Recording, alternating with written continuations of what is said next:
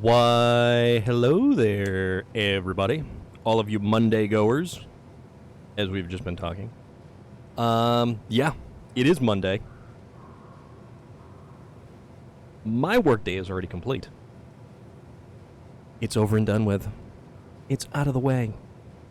But now we get to do this. We get to hang out, and we get to watch me get things stuck and flip over and, yeah, generally make a mess of things right here. It has been a long day, though. It has been a long day dealing with difficult people. And, yeah, make sure we get everything adjusted up here right and proper. But here we are. I'm Storm of Iron. This is SnowRunner.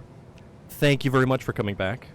Rumbata, very good to see you. How's everything going? Your Monday started off crap, but quickly did a 180. Unlike doing a 360. Well, that's what I'm thinking. Because we need to do something that is just basically some general housekeeping, I guess, one of the tasks. And what we're trying to do is deliver to the log crossing in the Cosmodrome 3 medium logs. And for whatever reason, they only put 2 trailer loads of logs in the Cosmodrome to fix that awful, awful situation. Your day is almost over. It is 1:12 a.m. Ah, yes, but you come from the future. If it is 1:12 a.m. there, it is 6:13 p.m., or well, 6:12 p.m. here. We come from the past. You are the future man. You must tell us that things are nice and shiny and bright, and generally have a positive outlook. This one, so the Kolobs, both Kolobs are only high saddles. I was kind of considering, I just wanted to check something because I can't remember what we have available for the trailers. Because I need to get I think it's the one trailer. Okay, so a towable trailer is no problem. Log trailer. An open type trailer equipped to carry logs. And I want to say this is going to fit the medium logs. So yeah, this Kolob will only equip the high saddle. Wait, is it only the high saddle? Hold on. Now you've got me second guessing things. I think it's only the high saddle. Because if it's a lot like Puma, go delouse yourself, but not with powdered sugar. And if you get that movie reference, yeah, now you've got me second guessing things, Sasquatch. Also, I would really like to know the difference between a heavy-duty truck and simply a heavy truck. It doesn't make any sense whatsoever. I definitely need to try to use the Tatra T813 some more. Ooh, Puma! 6 months! 6 months. Loader! Doc Brown not... okay. Alright, Rumbata, that's... I'll accept that. That's fine. So, frame add-ons... Okay, it is only the high saddle. Only the high saddle, unfortunately. So... I mean, we can't win them all. That's... Relic, that is something else completely different, and I'm not sure if we can talk about that on this kind of show. Or I'm not sure what Twitch's prerogative on that particular scenario is. So I was thinking what we're going to do, because I want to say that we don't have a lot of icy roads to kind of go up and down, let's use one of the Kolobs. You would have a badge, but your founder's badge takes it away. That is unfortunate. But you know, Puma, you know. Here's the funny thing. Let's, Skip it up to wow. I mean, we can do other things as well. So, order the 3-pound bag of sugar-free saltwater taffy. That is fantastic. Go clean off, you dirty puma. We smells your feet from here. Is it here or here? Like how is that? All right, so.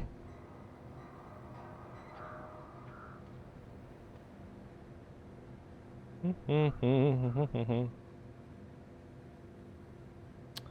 do do do do do do do do do do. And a thing has been occurred. All right, so actually, it occurs to me that we don't want to go this way. We kind of want to back up. Here, I do reckon. All right, so we will use this handy-dandy route that we have been in. Oh, yeah, and also suspension mode. We got to go up, up, and up. Let's see if this will kind of squeeze through here.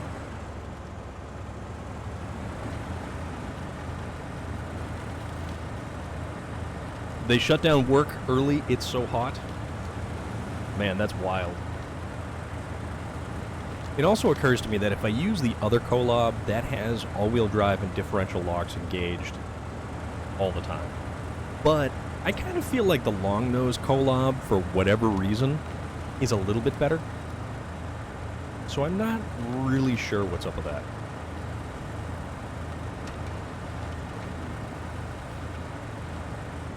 Puma, shine on, you crazy diamond.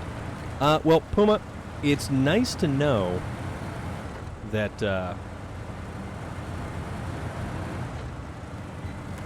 they're at least thinking of you so that you don't die when it gets so hot.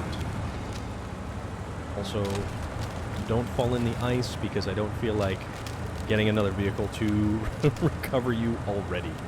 Because that would be Norman! General Grandpa Norman. Which, that's kind of cool. That's very cool, man. That's very, very cool.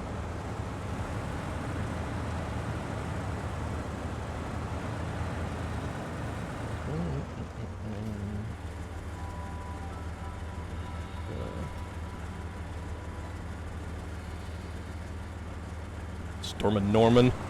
All in one stream. 'Tis a blessed day. Relic, I'm gonna end up like Sid. Sid Caesar? Or Caesar Romero? Or Caesar salad? But I guess the idea is, with this one, how about we go and we fix that area in the road, and then we can actually do some other stuff. Sid the Sloth. Nice. I mean, I like Sid the Sloth. I think that a sloth is a very fantastic creature.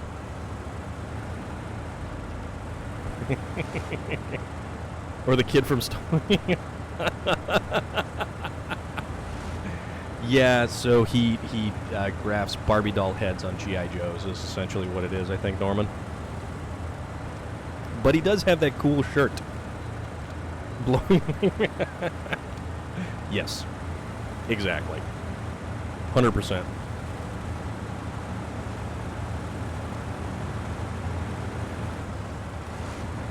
All right, keep going, little fella. Also, my volume is a little on the low side, so it's kind of.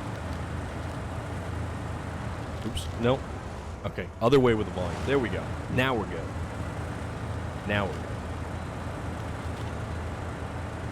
So we don't have to go around and get any particular kind of cargo from the warehouse. So that's kind of a step in the nice direction right now. You can see Puma doing that. Yes.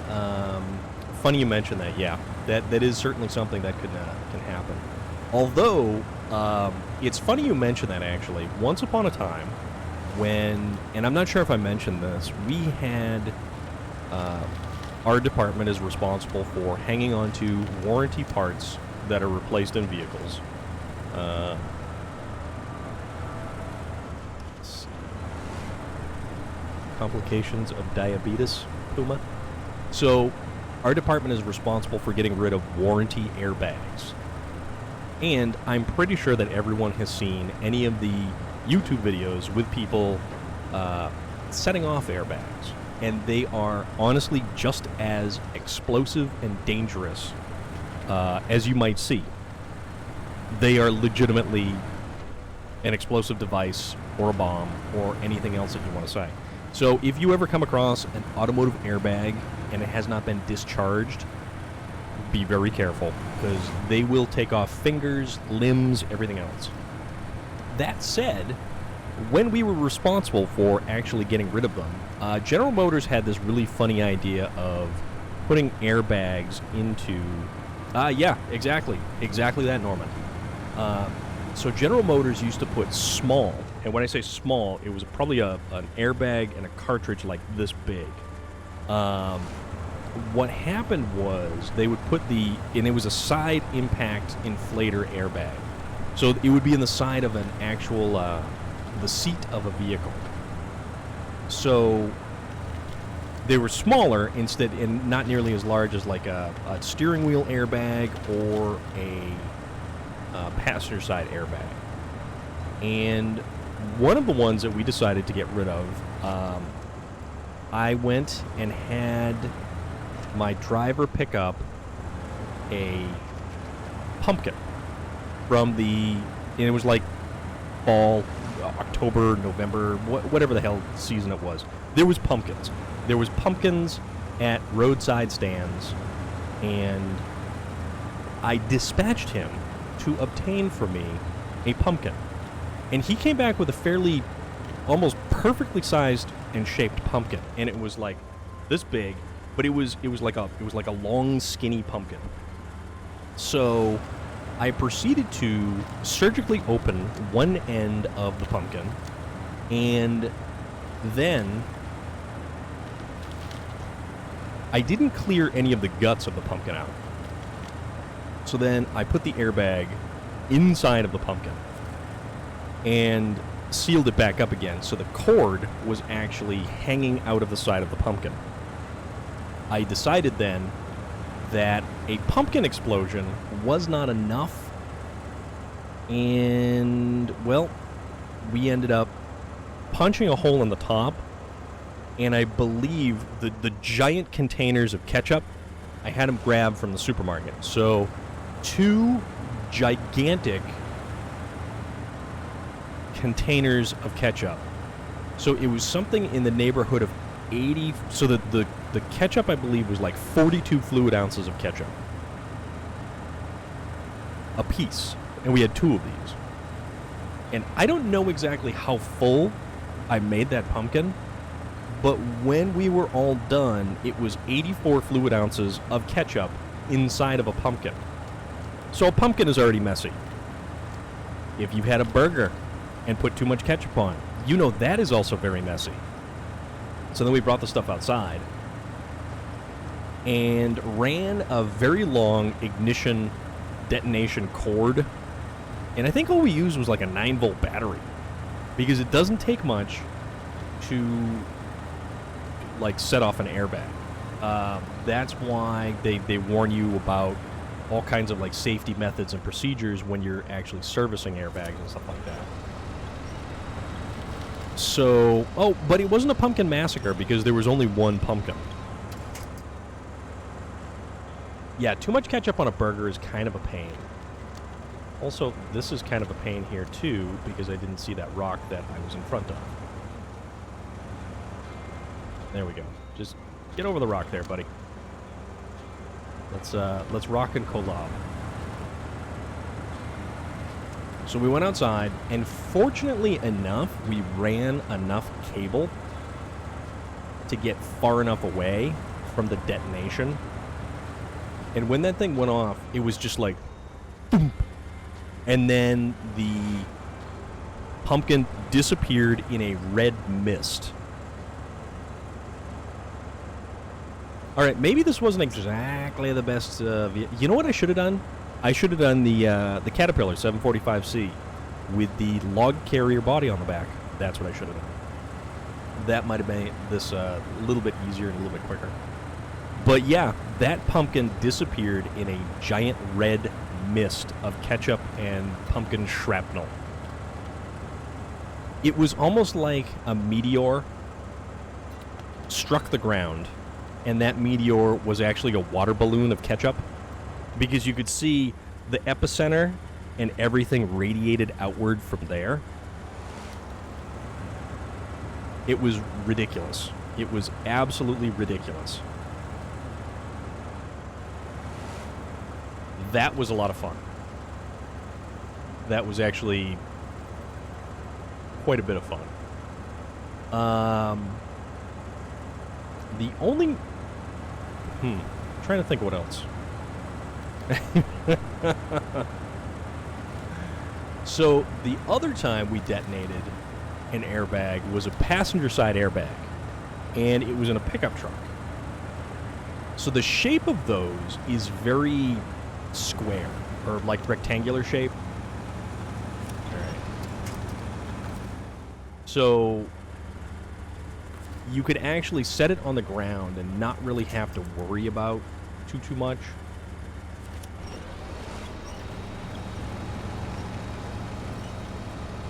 Alright. So it kind of had the shape of, you know, a cinder block. So if you actually had a block and you just set it on the ground. One of my friends who worked at an office somehow came across in an office, like Christmas swap, a Tickle Me Elmo doll. And for whatever reason, he seemed to think that I needed this Tickle Me Elmo doll. And you would be correct in assuming that I absolutely did need this Tickle Me Elmo doll, because the Tickle Me Elmo became a Tickle Me Astronaut and was launched into the stratosphere. Now, mind you, we're in the parking lot of a car dealership. There's brand new cars in a very short stone's throw away. We did not calculate just how violent of an explosion this would create and how far this Tickle Me Elmo would travel. Tickle Me on Mars, Elmo, yes. Yes, Norman. So this little fella was completely launched, and he went up there. I mean, he was flying through the sky. How we didn't hit a customer car or how we didn't hit a brand new vehicle, it was pure dumb luck is what it was.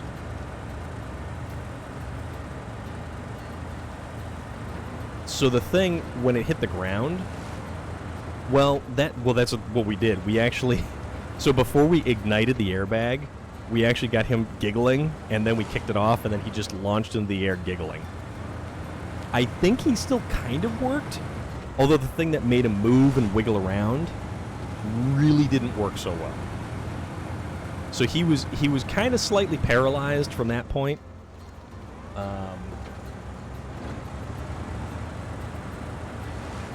But he did still make some noise, and the impact of the explosion was so hard when it hit him, it actually almost tore his head clean off. So his head was kind of flopping around a little bit. So that kind of happened too.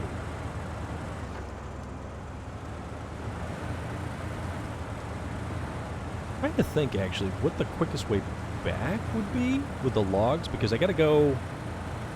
Well, no, I think I can. Can I go that way? I'm going to have to figure out... So once I get the logs, I'll have to figure out which way that I end up going. So we'll figure it out. Also, it probably is going to need fuel. So I'm going to have to run a fuel truck over here for this thing, which I should have taken with me. Which I wasn't thinking that it would consume this much fuel on the way over. Okay, what do you know? So currently I am downloading Call of Duty... Why is this thing going so quickly? That's weird. I am currently downloading Call of Duty Warzone for my own morbid curiosity. because why not feel like I got punched in the groin? Alright, so we want to go to the log station here.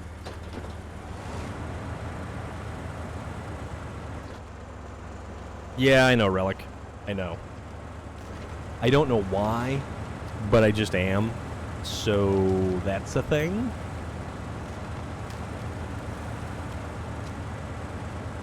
VT Outlaw. Yeah, I know. You know, the funny thing about it is I do play Call of Duty mostly Outbreak. Mostly Outbreak. Although over the weekend I was actually kind of jamming through some multiplayer and just giving some different guns a shakedown, kind of just trying some of the different new maps that have come out, which are actually not terrible, but the game itself is stressful. The game does not have an effective matchmaking system. I don't know why I'm crawling so slowly here. This is kind of weird. But yeah, the game doesn't exactly have the best of matchmaking systems at all. Sean Bergen, hello. How are you? How are things? I hope everything is well. And there we go. And also, I dislike all of these logs that are on the ground that apparently have decided to impede my progress. Don't like that. Not one bit.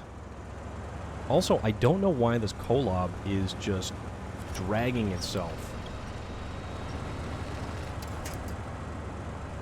This is supposed to be one of the better vehicles to kind of get through some mud and stuff, and it's not really doing its thing right now. Which is really kind of sad, because I like this Kolob, and this Kolob, more so this Kolob than the other one, were the game changers on Yukon, like Yukon and Wisconsin, with all of the giant amounts of cargo that we had to transport. So far today, I'm well. I'm doing pretty good. All right, medium logs. That's what we want. Load the medium logs. Yeah, today it's not too bad. It is currently 95 degrees outside, so it's warm. Ooh, it is warm. So here's the thing. How do we... See, because I mean, I could potentially, but I've got the Kolob, so I probably wouldn't cooperate going through there. You want self-induced chaos in your life? Go back to 64. Yeah, no, I'm not gonna do that. I oddly enough, I tried to do that again over the weekend, and that just was not a very pleasant experience whatsoever. So, okay, so that's the thing. I have to get from here all the way back over to here, and I'm definitely going to need more fuel. Actually, you know, I really wonder if we could kind of skirt along through here, the corner. Yeah, but then I wouldn't be able to get up there. And then there's...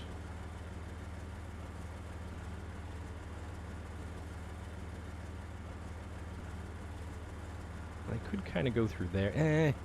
You know what? This is going to take a little bit, I think. It's going to take a little bit.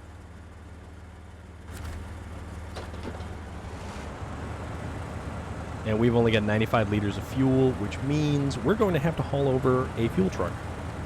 And 64, take all the time that you need, Mr. Sean Bergen. Yeah, we're definitely going to have to run another fuel truck over here, because this wasn't exactly the most well-thought-out plan. Although, realistically, I could probably drive over another brand-new Zix and then recover the Kolob and just use the Zix over here. Hell, I'll put a fuel tank on the back of the Zix. Wait, no, I don't think I can. No, I don't think I can.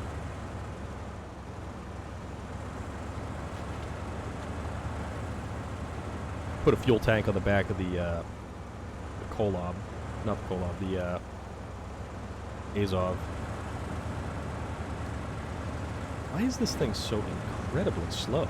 I mean, it is legitimately dragging itself along, and I don't really get that, because this is supposed to be one of the top tier off-roaders here, or at least in my experience, it's been one of the best.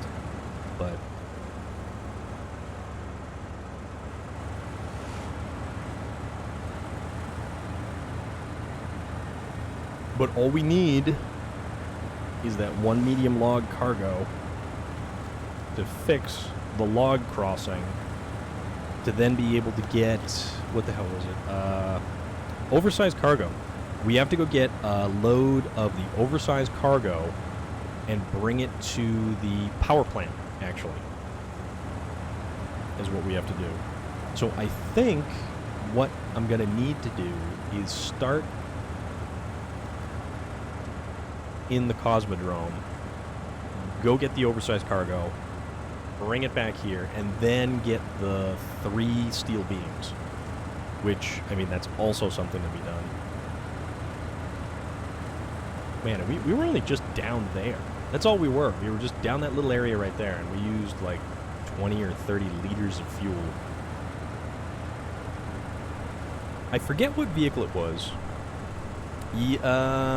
I had it in low gear trying to get up there,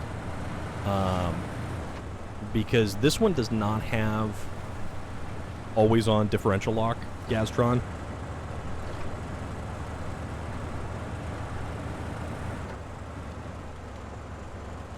But like even left to automatic, having to kind of like manually manipulate the gears.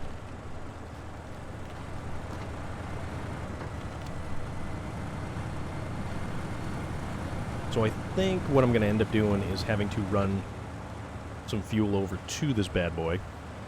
Also, Gastron, how is everything with you? How is Monday treating you? Hope all is well. Because we're doing A-okay over here. We're done for the day with work, because I have to do that thing all day, every day.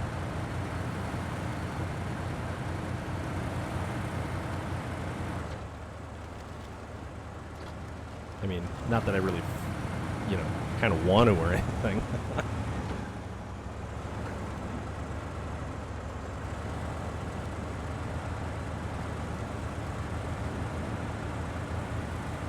Although I am still kind of hungry. I could use some food. I did have some cold lasagna, but I covered it liberally with Tabasco sauce. I really like Tabasco sauce. As far as, like, hot sauces go, I don't like a ton of super hot sauces. And I don't like stuff that's, like, really, really hot. Tabasco sauce has flavor to it, though. And I kind of feel like Tabasco sauce has good flavor.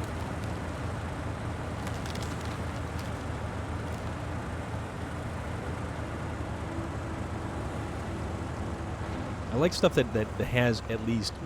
It's more than just liquid heat. Like, why eat stuff that just physically punishes you? Why not have stuff that actually, oh, I don't know, tastes decent?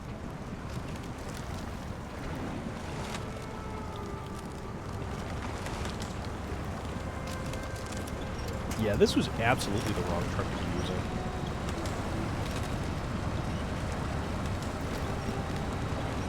Like, I could use a support vehicle of the Azov with just fuel in it. Do it that way. But then I actually have to get back over here with fuel. But you know what? We'll make it as far as we possibly can. Which is not going to be much further. Which something tells me it's going to be about here. Ish. 3 liters, 2 liters. Yep. And that is where our story ends for that guy. So we just have to get him from there all the way to the Cosmodrome. But once we get back over to this road right here, we'll be in better shape. No, we want to go to the garage. That's what we want to do. Let's go to the garage. Speaking of garages, there are motorcycles whipping by outside. The high RPM burble that they have. So we don't want this guy, even though I probably should have tried this guy originally. So with the Zix, what can we put on the back of the Zix? There he is. Oh no, actually we probably can. Huh. You know, this could potentially be our rescue truck right here. Let me see. Let me see.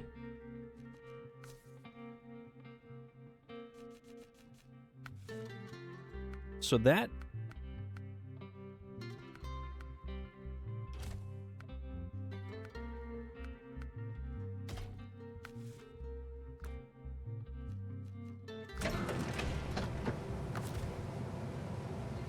So that still gives us an A+ on the power to weight ratio.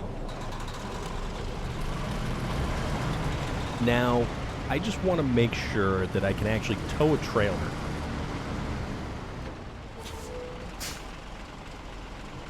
With the fuel tank hanging off the back. Yeah, okay, so I will be able to tow a log trailer. Or I could just simply drive over there without the... Yeah, because I can drive over there. I can get the logs, and then I can drive back.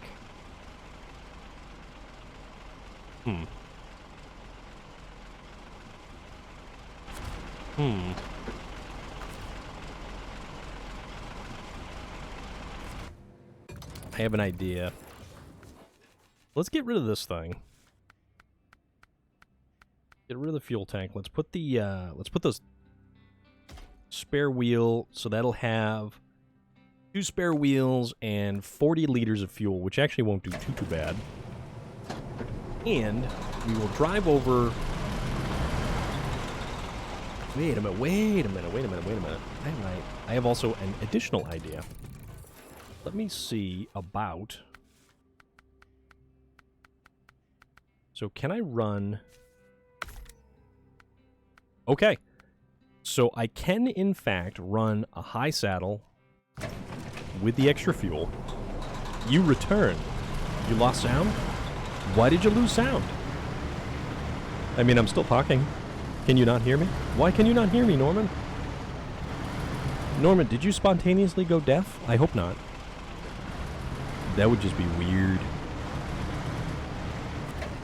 Alright, so, trailer store. Full carrier. You know, that maintenance trailer has 2,000 liters of fuel. The fuel carrier has 2,000 liters of fuel. Super heavy. So, here's the thing. I can take... There we go. Good. Good. I can take a fuel carrier, although, oh, it's a money thing. So 2,000 liters for $4,900, or shekels, or drachma, or whatever the hell it is. Or 2,000 liters of fuel and 356 repair points. Unfortunately, it does not give us the option of taking the big fuel semi-trailer.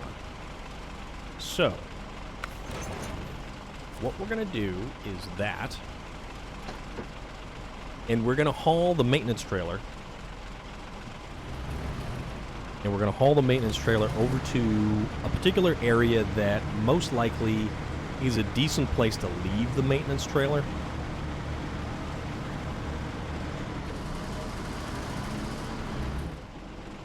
Well, I hope it's not, I hope your smartphone isn't that stupid, Norman.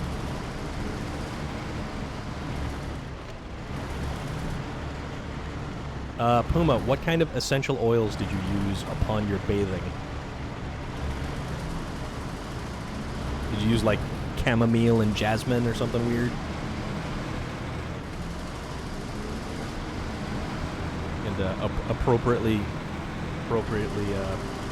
bath bombed everything. Which, that's a weird concept. A bath bomb. It's a bath bomb, and just this weird kind of fuzzy avocado mix for conditioner.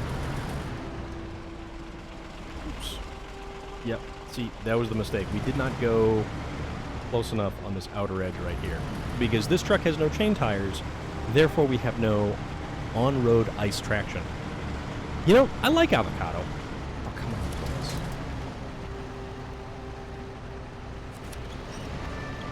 Avocado's a good vegetable. Is it a vegetable or is avocado a fruit? Favorite bath? Oh, man. Well, that's certainly something. I mean...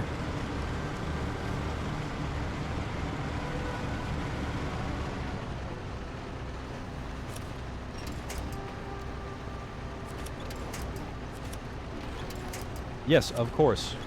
Winch yourself off of the most ineffective trees possible. Favorite bath bomb is a toaster. We don't recommend that here, kids.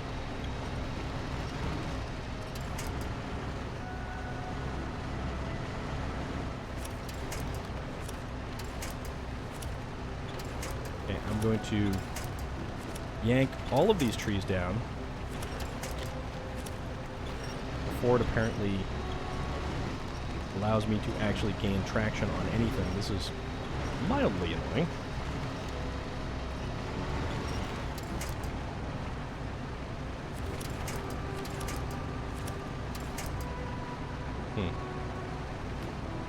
Okay. So, winch.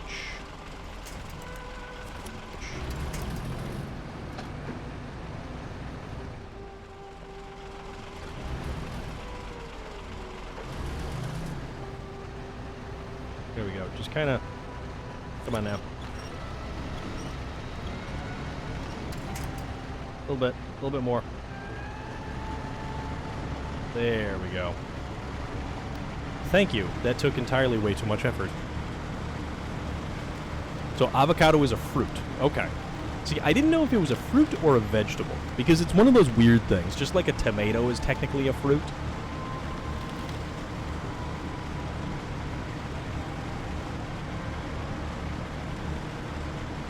Avocado dip, yay or nay? I love avocado dip. Yep. Yep. Not recommending Nikocado avocado, though. I don't think I've heard of that. Or do I even want it?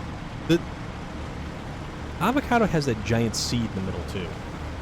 What's the other one that has a giant seed? Is that a mango? Mango's got a giant seed in it. But I'm not a fan of guacamole or much of anything. Okay. So, going with the guacamole, favorite dip? Ranch, blue cheese, barbecue. Like, what's your go-to dip? Your generic all-around go-to favorite dip for things? Because I like dipping sauces, and the best thing that Domino's ever did, spinach dip. Okay.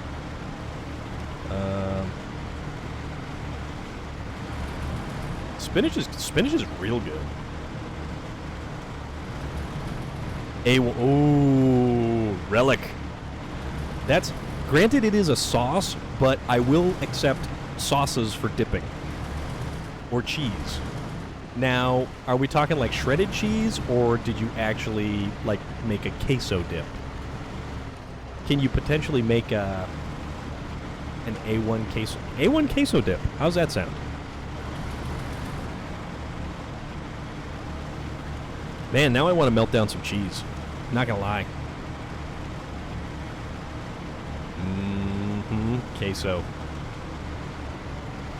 Now, like, what kind of cheese do you usually use for a queso dip? Is it like just cubes of regular cheese, or how? Like nacho cheese, or?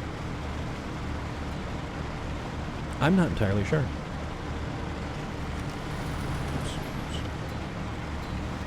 Alright, so if that is actually someone you guys are talking about, I have no idea who they are, so I'm pretty okay with that.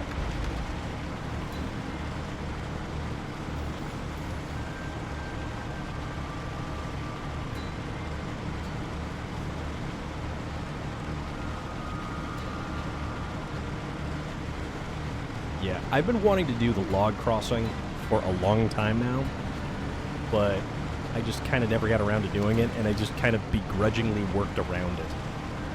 So that it, hasn't exactly been the most effective method. But because now I have to potentially drag a larger trailer through, I had cheese cubes melted in the old lady's wax warmer. She wasn't.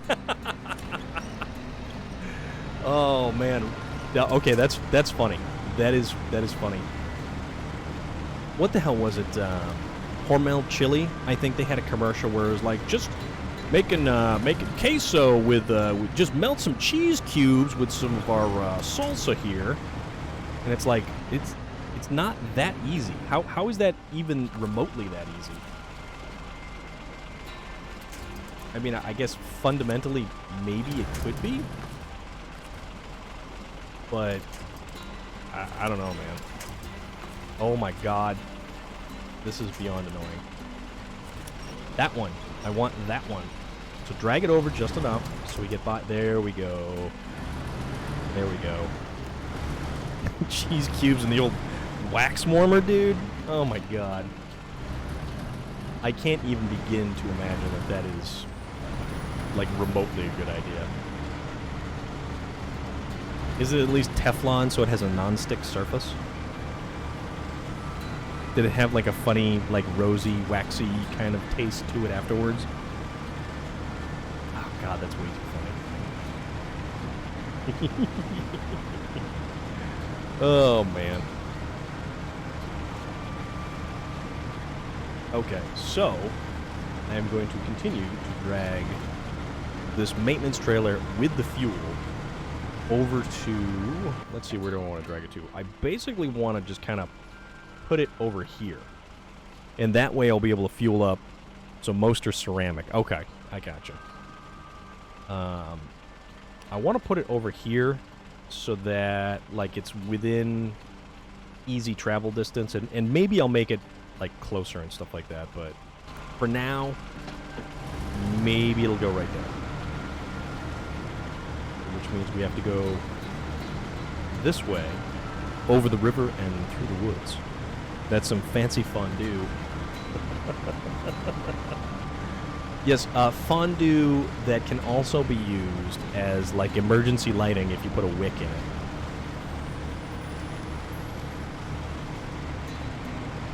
It's emergency rations and emergency lighting.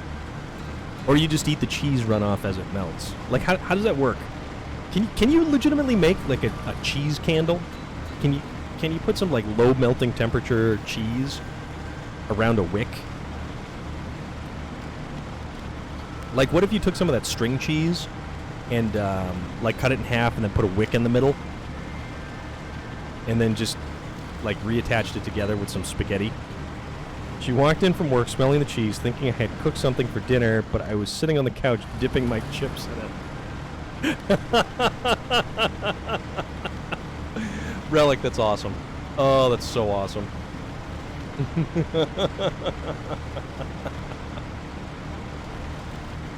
Oh, dude, that is too funny. That is way too funny.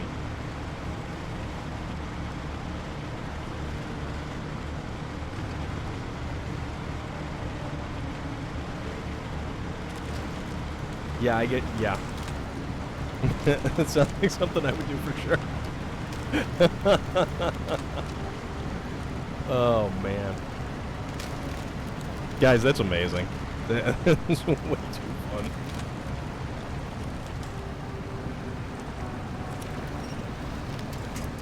Yep.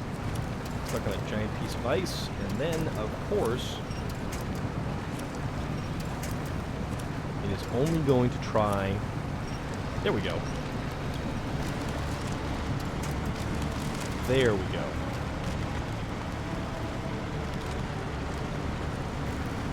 These giant chunks of ice are the ones that always mess us up. We had a little bit of an issue coming through here the last time, I believe. Because I think we get stuck on something. I can't remember. Probably one of those stupid logs or branches or something underneath the snow. That's fine, though. Everything's fine.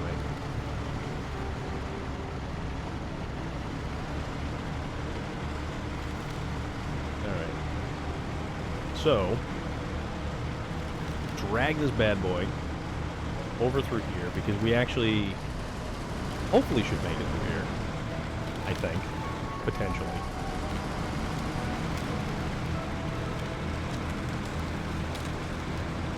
Damn, now I really want some queso dip. You know who's got some good queso dip is Chili's. Chili's makes some good queso dip. Chili's also has some real good spinach dip as well.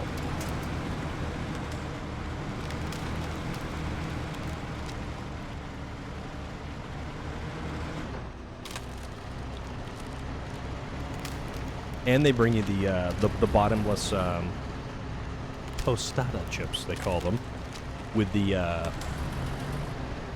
chili or the salsa.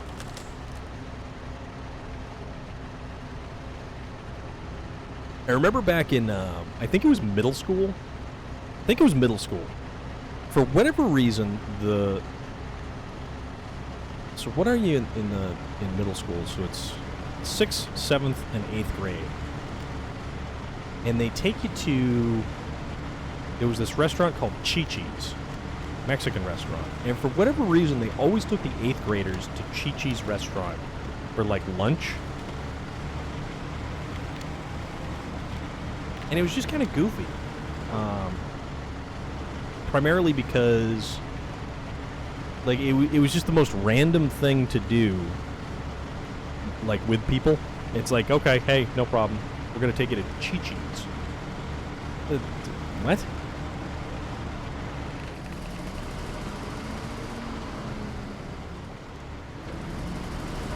Alright, let's go shake down my logs. Also, I should probably put this closer to the intersection up there. So maybe we'll go do that instead. One of my favorite things from Chili's, though, is the Cajun pasta. You get the Cajun pasta with shrimp. So it's like grilled shrimp in pasta. Cajun pasta. So it's got a little bit of a like a Cajun kind of. Now, Relic, do you still have like Chi-Chi's around you over there? Because I didn't think that place actually was not bankrupt. Also, I had a. There it is. My heathen Pepsi. Thank you very much.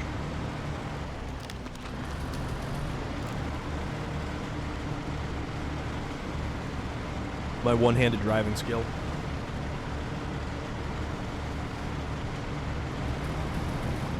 Index finger on the gas pedal trigger and right thumb on the thumbstick. It may not be effective, but it keeps us going forward. Not that you've seen it forever. Okay. That's kind of what I thought, though. I didn't really think that they existed anymore. But we do have the power of the internet, so I guess we could probably do like a little bit of an internet search. That is a thing we can do. Okay, so I'm going to leave this thing parked here. We're going to leave this right here. We're going to refuel off of it real quick. There we go. We will detach the trailer, and we will carry on our merry way. CC's, yeah, I always wanted to go. You know, it's funny you mentioned that, Sean Bergen. They advertise. There's a lot of places that advertise around here. Would be nice to have cruise control back. It would be handy on occasion. You are absolutely correct, Sasquatch. Although I have heard of people using rubber bands or hair ties or anything that holds the thing back. CC's is the pizza joint. Ate there once and was highly overrated. Isn't that the all-you-can-eat pizza place? There was, yeah. Also, I'm totally not paying attention, guys. I'm just like, I'm reading your comments. I'm not really like watching where I'm going, so I'm just kind of ping-ponging all over the place. That's okay, though. That's okay. CC's is the shit. So, actually, funny you mentioned that, Puma. So I was looking at the picture you sent me of your burger the other day, and I really got to say, man, that thing looked amazing. That burger looked fantastic, and I hope it was as good as the picture showed. Because I pulled that up before I messaged you. Norman coming out with the pearl of wisdom.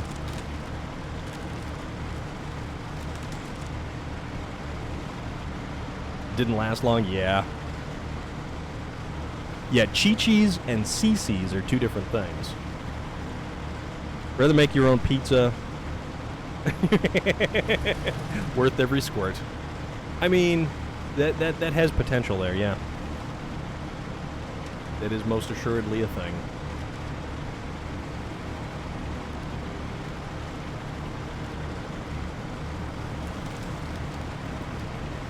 That always reminds me of like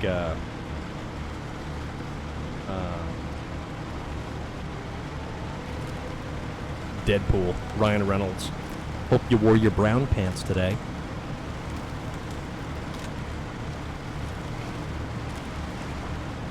Alright, so we have here a truck, but no fuel.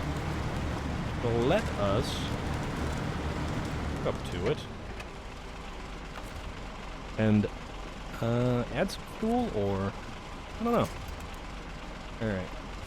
Go there. And then let's put a little bit of fuel. A little bit of fuel in this bad boy. We'll put the fuel from the spare tire carrier in there. So we'll do that. Storm, seen a couple. Oh yeah.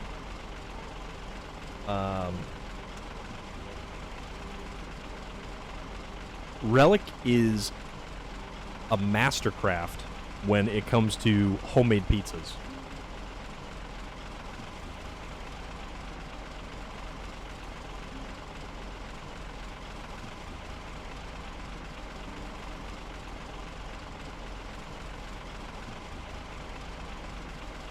Okay. So, time to launch a food review channel. You know what? That's the thing. Like, I would definitely review food. Hands down.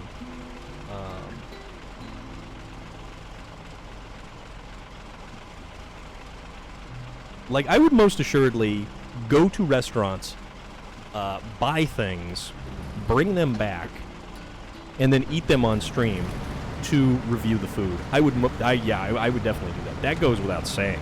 That would be a fantastic thing to do. The only thing that would get prohibitively expensive, and you know, this little thing here doesn't really make a whole lot of money. Doesn't really make any money, but that's beside the point. All of my money comes from my day job. I would review food all day long. Yeah, you know what? See, that's a brilliant idea. If there was some kind of like actual food review that we could do, it would be pretty cool. I would be down with that. I would definitely be down with that.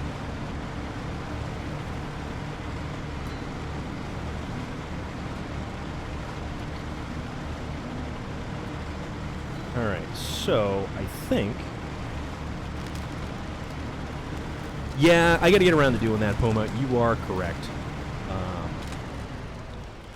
Alright, so you know what I'm gonna do? I'm gonna...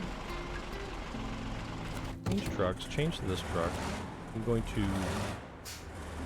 detach the trailer. Yeah, I gotta get around to that, and pretty much basically just a very basic, or it will end up being a fairly basic Discord. Change truck, back to the Zix, and then we'll back this bad boy up, right back, because this is realistically what we should have done in the beginning, very beginning. And by should have done in the beginning, back the trailer up, not completely miss the trailer.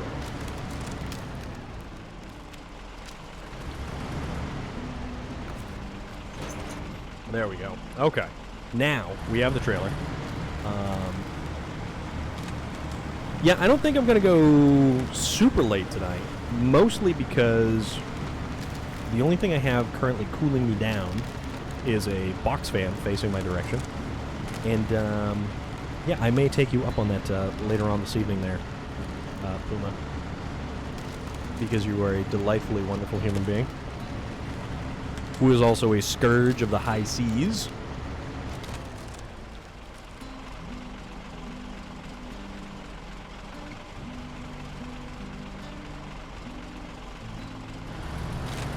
Last seen playing Sea of Thieves. Don't you know? Alright, and this is where we get stuck on something before.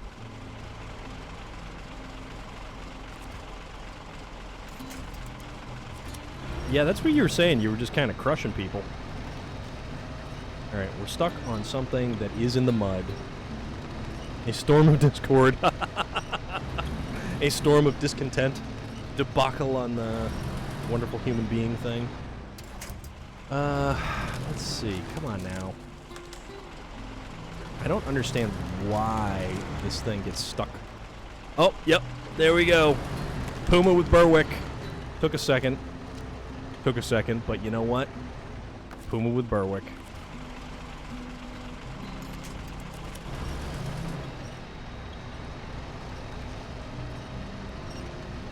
The server of iron.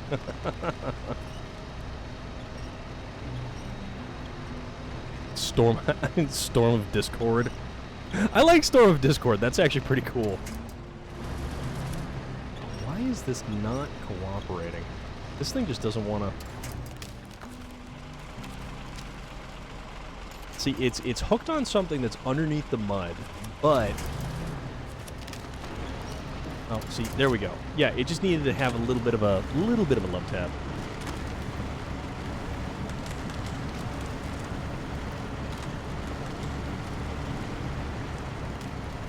Storm of Discord. Iron Discord. Oh, man. You guys are too much. Yeah, I mean, it's brilliant. Storm of Iron, Storm of Discord.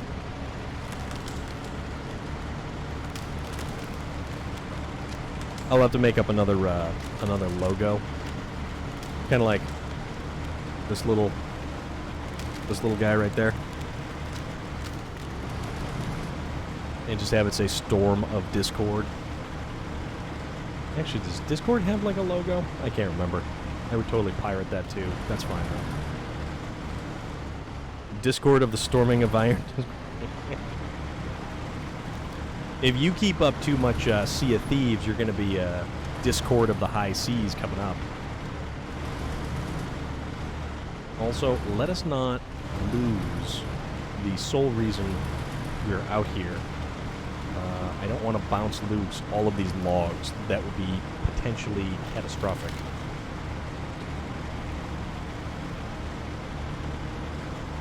All right. Now, we're going to go down there. Yep. So we'll hit this for a quick little sippy sip top off.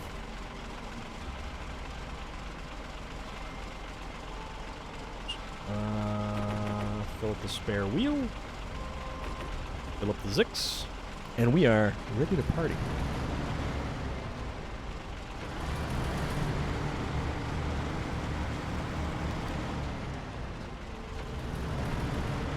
But yeah, I would absolutely do a food review. And here's the thing. You want to know my credentials as to a food review individual? I am very wordy, and I will talk about stuff a lot. Also, the fact that I have eaten enough really horrible things to know what actually tastes good. Yeah. It's about that.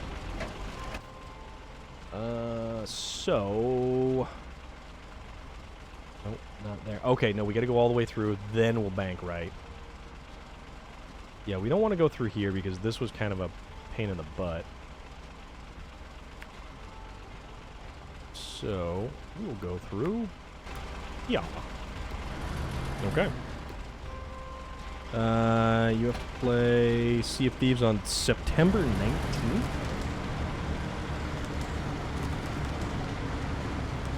Talk like a pirate day. Arr. You'll be seeing a hostile puma upon the high seas, plundering all the booty, taking the loot.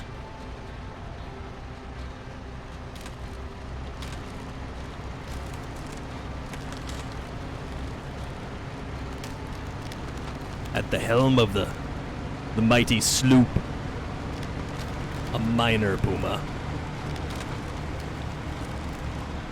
Stormy Jones locker for you it is. I'm disinclined to acquiesce to your request. Means no.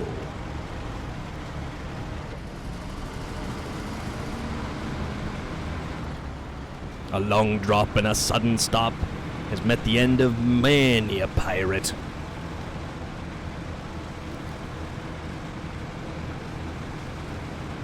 Why don't you just grab my ears while you shiver me timbers? And that's some innuendo.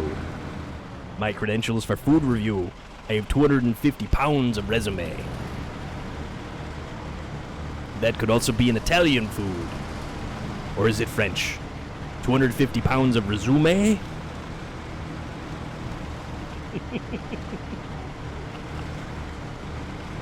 All 250 pounds of it. Clip away, dear boy. For I am here for your amusement. Even though it's not even Talk Like a Pirate Day. You have 145 pounds. Norman, how many pounds of that is yours? And how many pounds of that is replaceable?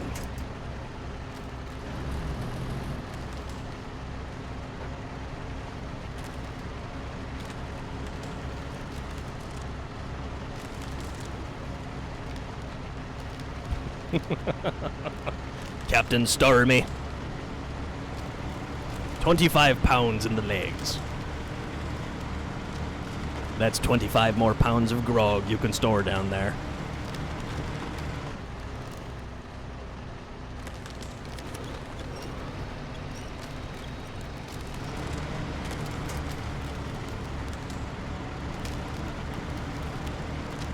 Going to have to make this a channel redemption. Storm talks like a pirate. We can keep this going all night, boys. As long as Relic swabs the poop deck. And that's not innuendo.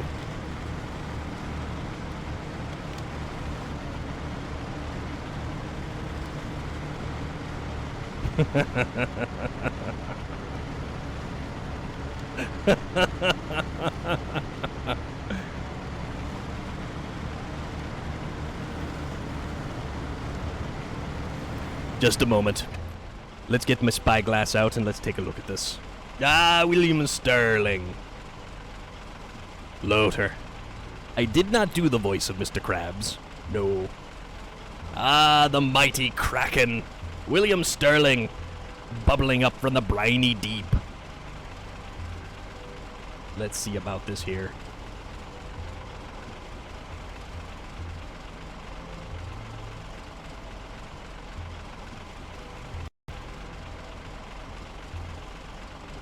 Mighty fine, Puma. Mighty fine. There'll be no swabbing for you, mate.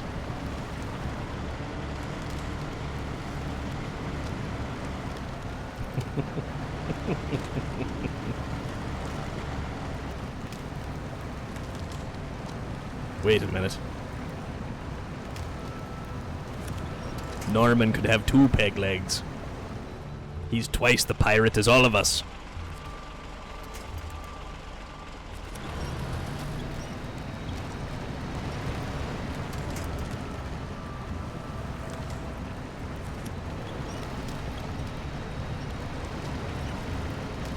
I'm attempting to get me land-going elephant here. On the other side of this briny mire. One Krabby Patty.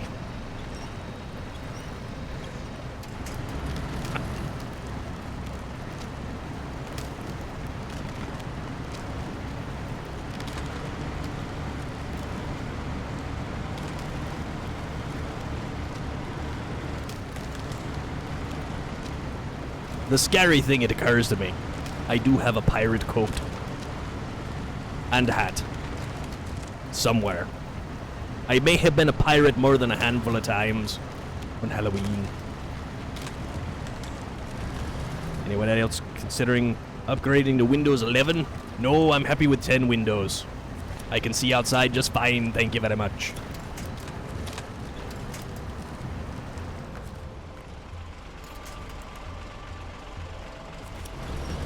We've only got 10 portholes here on this vessel.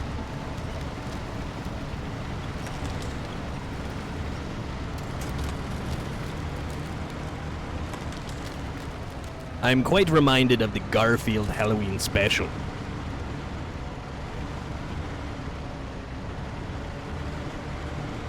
Oh, Lothar. You should be watching the news there, my friend. The carrier pigeon has brought many an exciting prospect.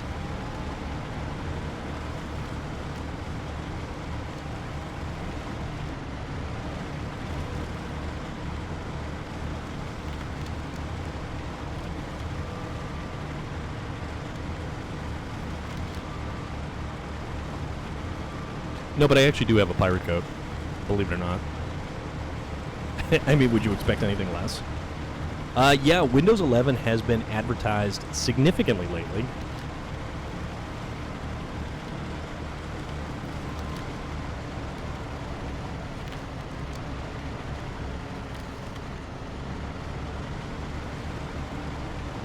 Yeah, William Sterling, apparently it's yet again something else that is a resource consumer, so to speak. So I guess we're just going to have to kind of wait and see what happens with it. And I really hope that it isn't. Because my laptop as it is, I think started out with... I believe mine came with Windows 10, and I didn't need to upgrade it to Windows 10.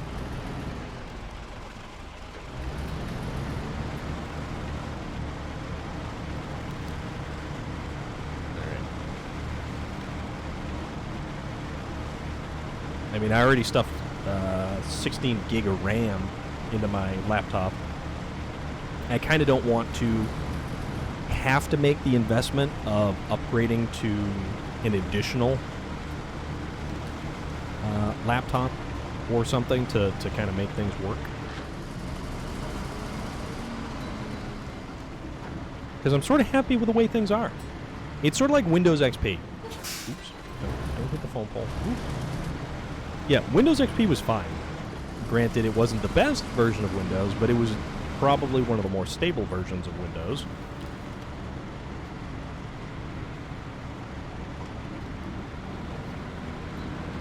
And I was happy not having to deal with anything else. My last desktop,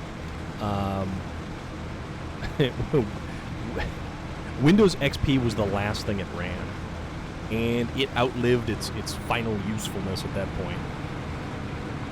And it got to the fact where like, it wasn't worth kind of stuffing anything new in the computer to kind of bring it up to modern specifications, because it would have just ended up being gut the whole thing, start over, and at that point in time, why even bother reusing anything when it's outdated technology at that point?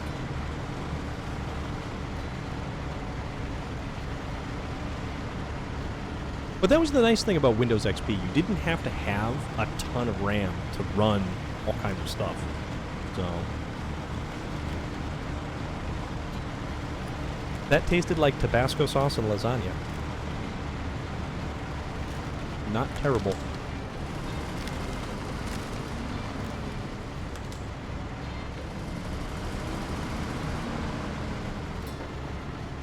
Oh yeah, that's right. We got to get up over this little part, and once we're up over this little part, we'll be basically knocking at the door to dump off this load of logs, and then we can work on the oversized cargo. No, is it? Yeah, it's one oversized cargo, and then 3 steel beams. But we've got plenty of stuff to do, I guess. But realistically, I should start trying to work on the contracts that actually bring me closer to launching a satellite into orbit. Which, that would be something. Haven't seen it. Don't know what any of that stuff looks like. But we're going to give it a go. Eventually, that is. I mean, we've still got plenty of stuff here. And I think we still have a lot of stuff left in... we've still got a bunch of stuff left in Wisconsin. But we did get the paper mill up and running in Wisconsin. Don't. Oh, crap. Oh, that's not good.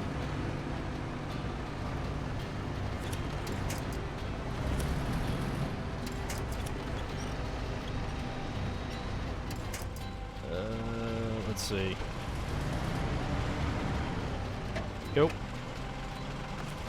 How about patch bench here? And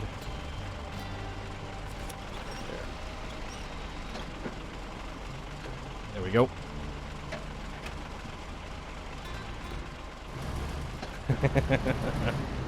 Oh, I know, right?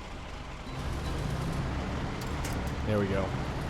I just it hooked behind the first rack and on the upright of the second one, and it was like, because if I went back too far, I was going to lose the cargo there, which would have been very significantly bad.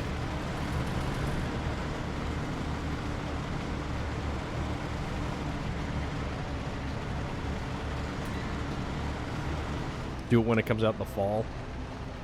Yeah, see, there we go. Yet again.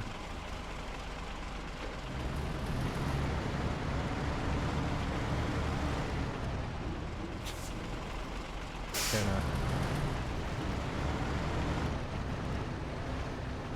Oh, come on. Unbelievable.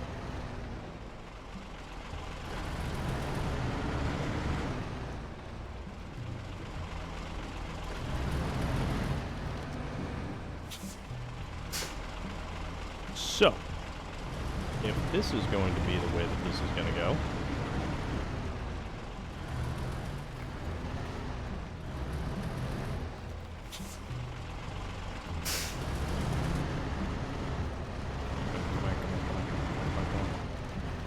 nope.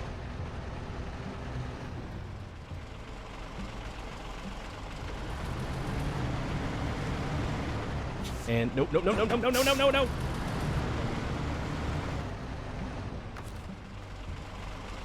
Back cargo. There we go.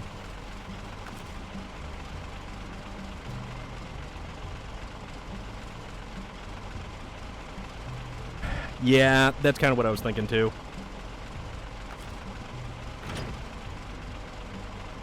Because this is mildly infuriating.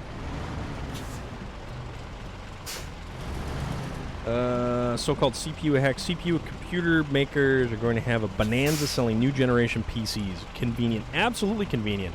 Seeing as how William Sterling, most of, a lot of the, you know, there's a lot of stuff that's not currently readily available.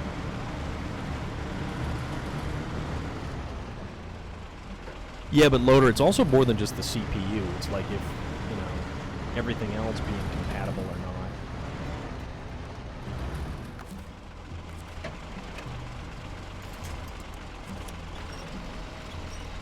Kind of just, there we go. There we go.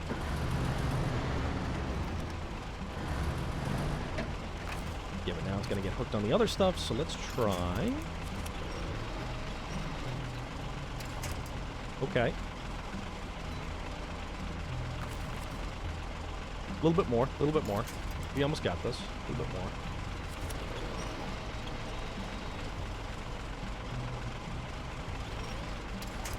Perfect. Perfect. And he works for peanuts. Oh, stupid trailer. Stupid driver.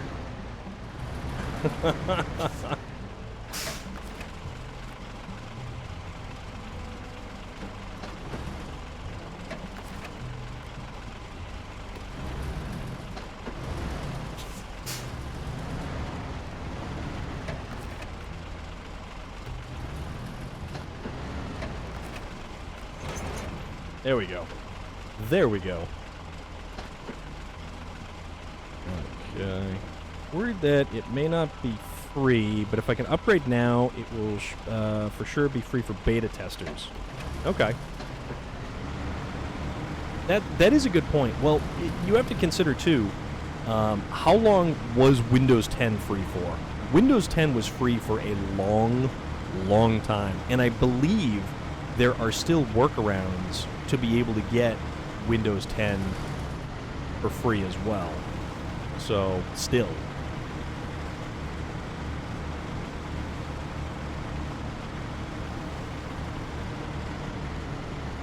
I mean, how far is Windows 10 into its lifespan? We're gonna ride the edge right here to try to be able to.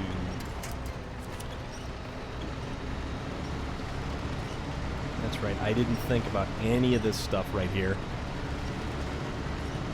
Has it been 7 years that Windows 10 has been available?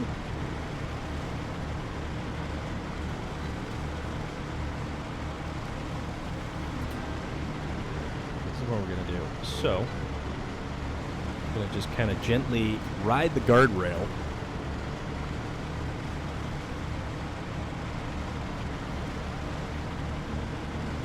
Back and forth here, I guess.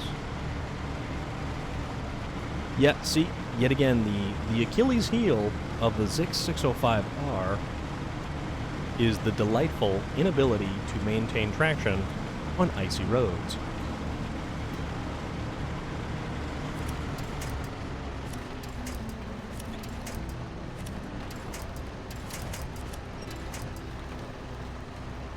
All right, come on now.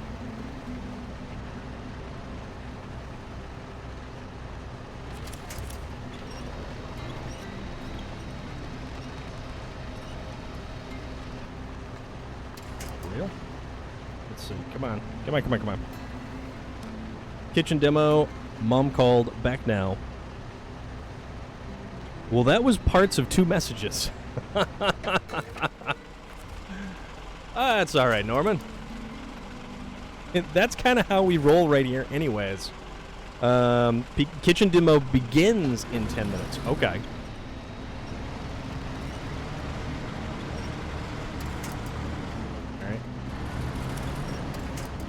So kitchen demo begins in 10 minutes. What are you doing to your kitchen?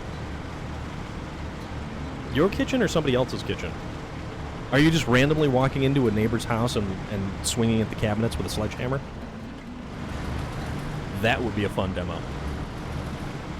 Just arbitrarily walk into somebody's house. Yep, I don't like these. Smash. Everything. Nice. Very, very cool. Oh, we're sliding. Traction. Please, traction. Yeah, that was some black ice fun.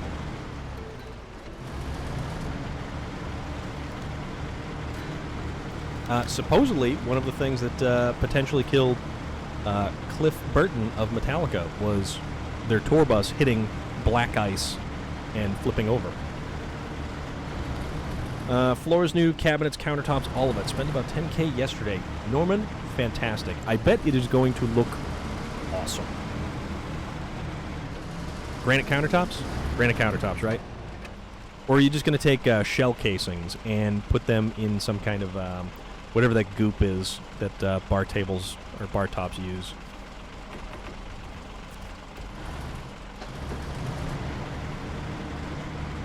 I'll get some before picture. Nice. Very cool. Back when we did the demo on our department, I actually get to be the guy swinging the sledgehammer. Yeah, the epoxy stuff, yeah. Exactly. All right. Okay, let's go deliver this one load of logs that has been giving us so many issues currently. But we will in fact somehow make it.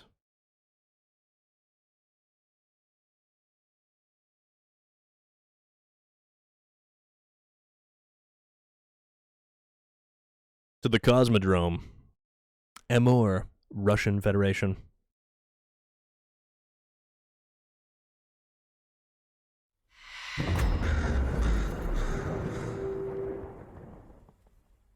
Thank you very much, loader. That is mighty cool of you. All right, here we are in the Cosmodrome. We are but a stone's throw away from repairing that section. And then we will drop the trailer off, and then let's consider what we're going to use to transport, because yet again, here we go, icy roads, no traction. Again. But that's only in the second half. So I think I could probably take... Alright. Boom! Fixed. Who needs traction? This guy needs traction. Chain tires would be the way to go. If I ran a tandem setup of like the Tatra, the new Tatra, and a Zix in, one basically pulling the other, it would most likely work. But because I need oversized cargo, I'm going to also need... Oh, Jesus. My chair is beginning to shed on me again. So, I don't know if you can see it. All those little flecks of stuff. Just added stars to my channel lineup on Amazon Prime so I could watch a movie on it I wanted to rent, but got stars now so I can watch many movies for $4 more. Yeah, I will have to say that, Loader, Stars is one of the better channel packages that you can get on Amazon Prime. I had that for the longest time, and I was actually using that to watch quite a bit of stuff. American Gods notwithstanding, because that was a great show. Also, I'm just scraping part of my chair, because, like, I should most likely get something to put over my chair, because it's got all this little stuff that keeps, you know, it just keeps, my chair just keeps shedding upon me. And it's like that faux, fake, like, leathery kind of crap. Oh, look at this. This is, like, brand new. Look at this. Ooh, it's like driving across fresh pavement, but it's lumber. Just saw they have Titan AE on it, so I know what I'm watching. You know what? I want to... Do I have that on... I think I have that on DVD. I think. I can't remember. I might... I think I have that on 36 Hours Till the Almost New... Yes, that is right. The Almost New. Because certain individuals get a sneak peek. But those individuals shall remain nameless.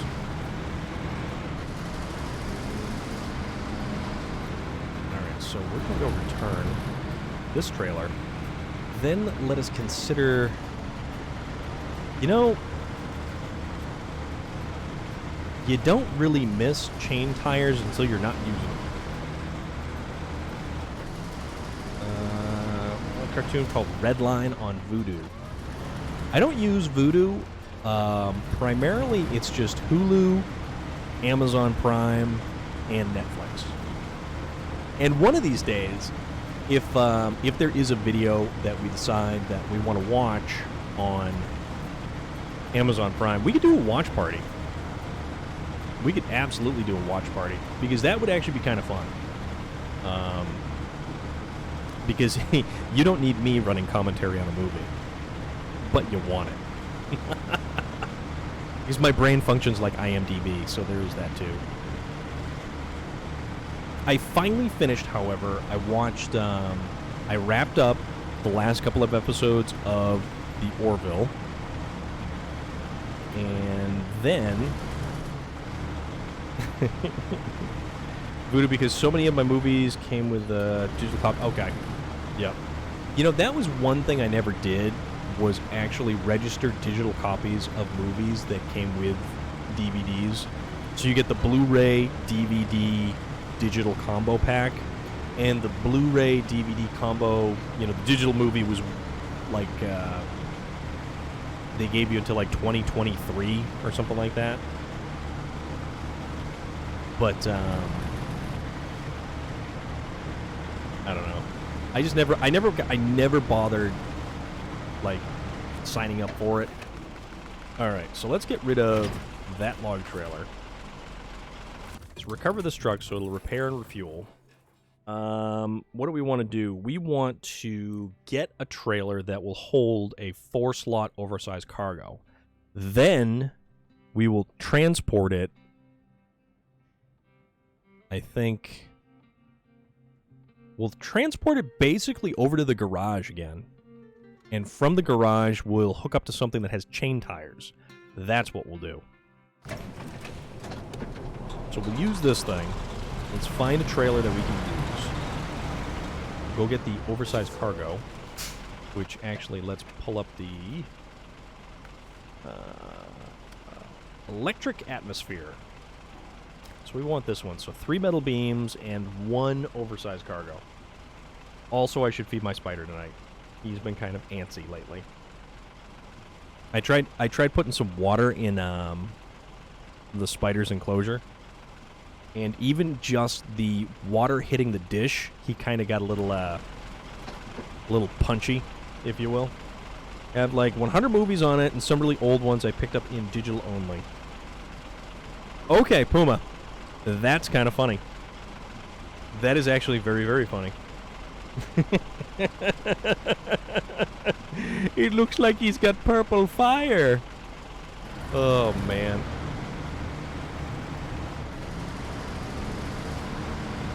You gotta go here.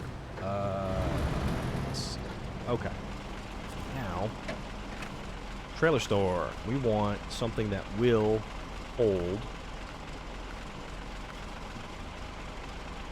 We definitely don't want a wide flatbed semi, or that one.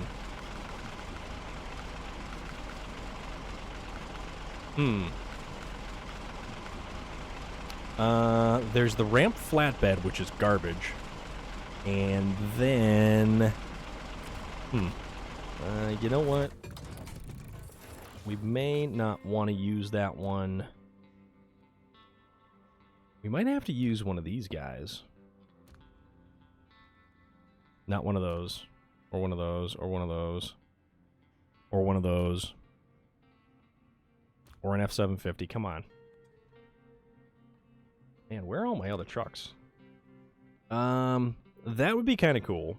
But I don't think that's going to work. Not an Azov. Not a Dan.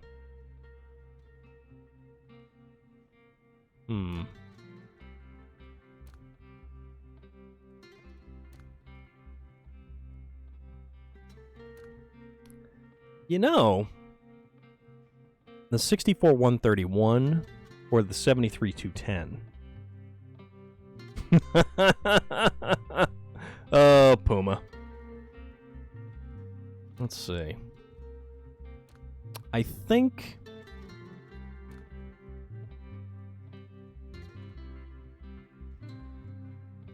I'm also going to have to take off the spare tires on that one.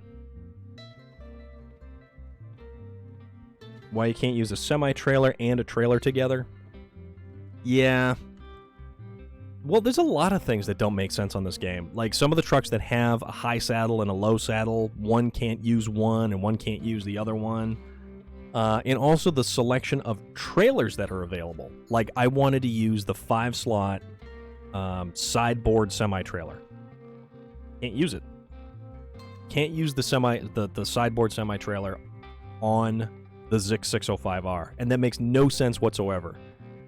So I'm going to have to use one of these other fellows. And I want to say...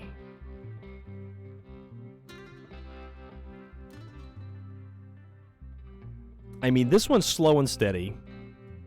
This one's pretty good. But I'm pretty sure... Okay, this one's got a low saddle on it.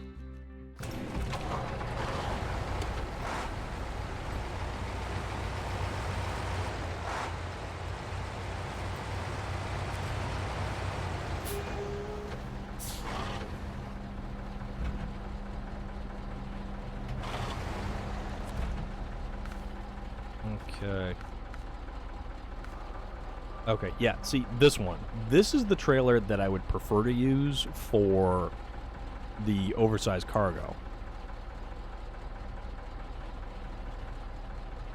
But then I also kind of wonder about getting to and fro with enough fuel. I mean, you guys are. The rest of the chat isn't, but you are. So that's kind of funny.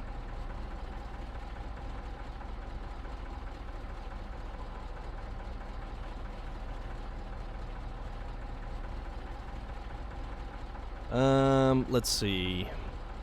You know what? Tell you what. Let's do that.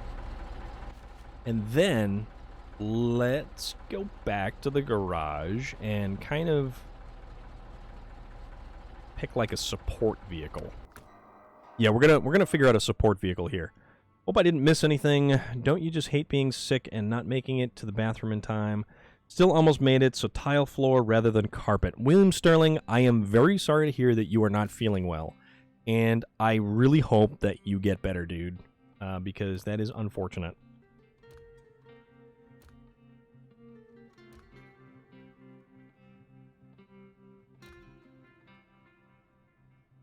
Wait a minute.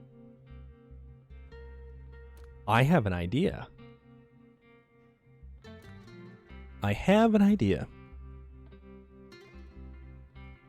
Puma, no, that did not work. Although...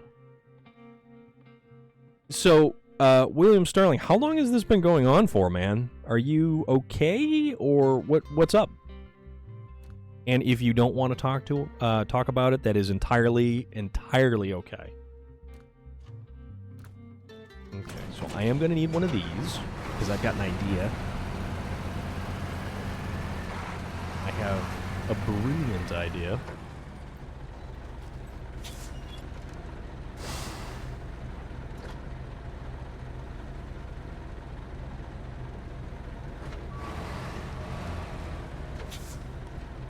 Really? I had no idea it was that bad, dude. That. And now, what do we want for...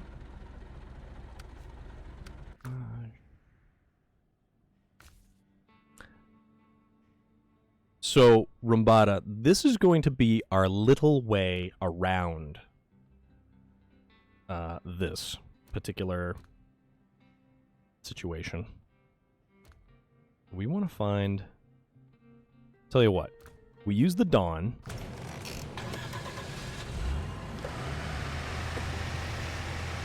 And we'll go and make sure this is actually going to be able to turn.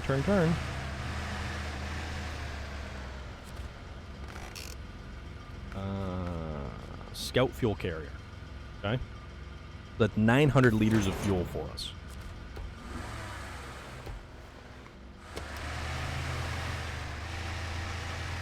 I've got an idea.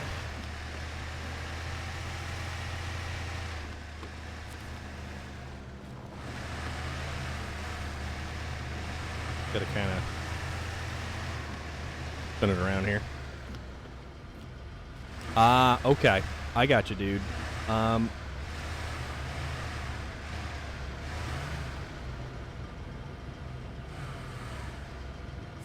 And you know what, William Sterling? Don't ever hesitate to ask us to go back over something if you miss it. Because I don't have a problem with that. Change truck. Off. Engine. Okay. So now, this is the idea that I have.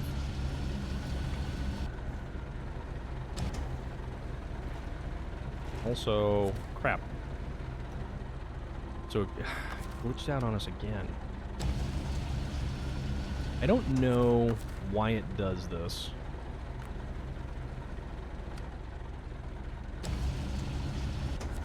Alright, so cover.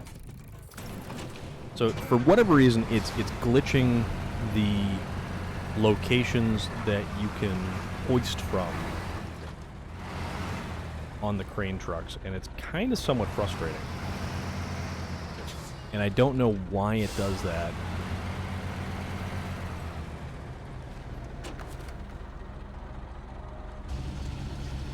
Yeah, see, it did it again. So I can't actually...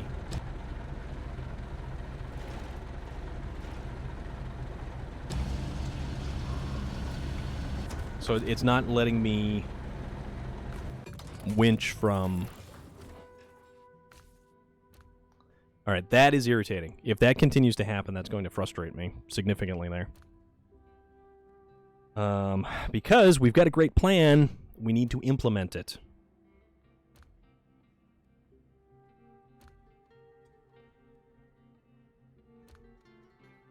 Alright, let's try this guy. Because this was the last one that actually glitched on us. And I think it's because if we go from crane mode... No. The trailer is disconnected. And it's not...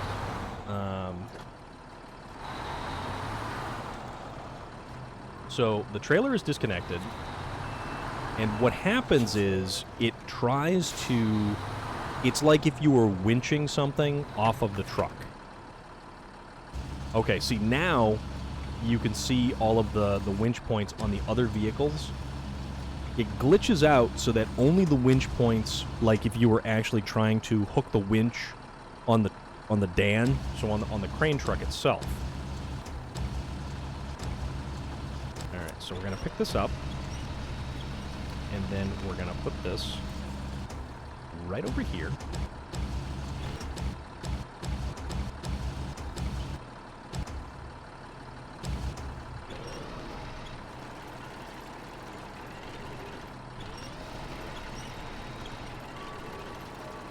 Okay.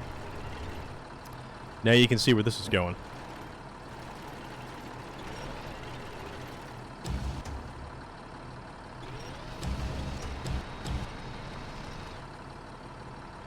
Okay.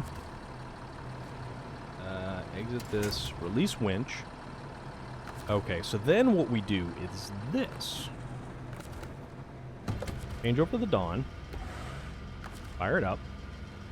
We will attach the winch here.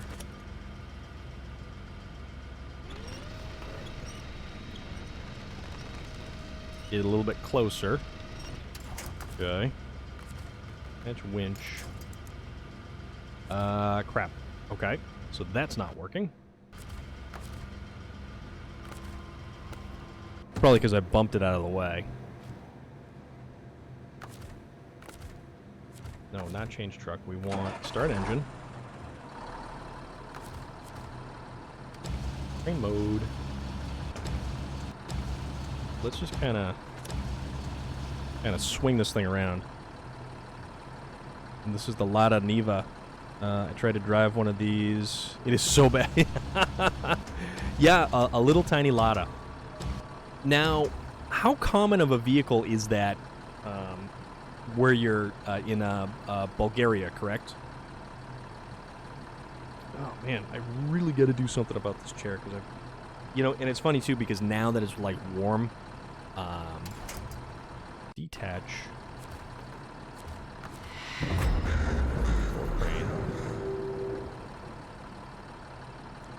Carnival Head, thank you very much for the follow. I greatly appreciate that. We are here playing some SnowRunner, trying to get crafty, trying to get creative, and trying to do some goofy stuff. Oh, that was pure dumb luck right there. Okay, that was perfect. That could not have been more perfect.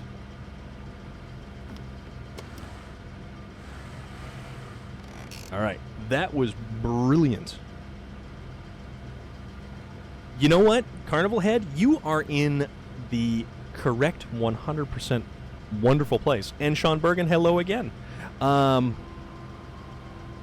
That was brilliant. I cannot believe that actually worked. I cannot believe how well that worked. All right, so now all we got to do is... Wait a minute, will it let us? No, it won't let us chalk the tires. Are you kidding me? Oh, come on. That's just painful. Yeah, you know what? I thought we could, but apparently we can't pack the cargo like that. For some misbegotten reason. Which I thought I was going to be able to, but apparently not so much. So change truck, back to this. Detached trailer. Change truck, back to this. And now we can pack the truck. So now we can do that. But we still want to take some fuel with us. And we don't want a legitimately full size.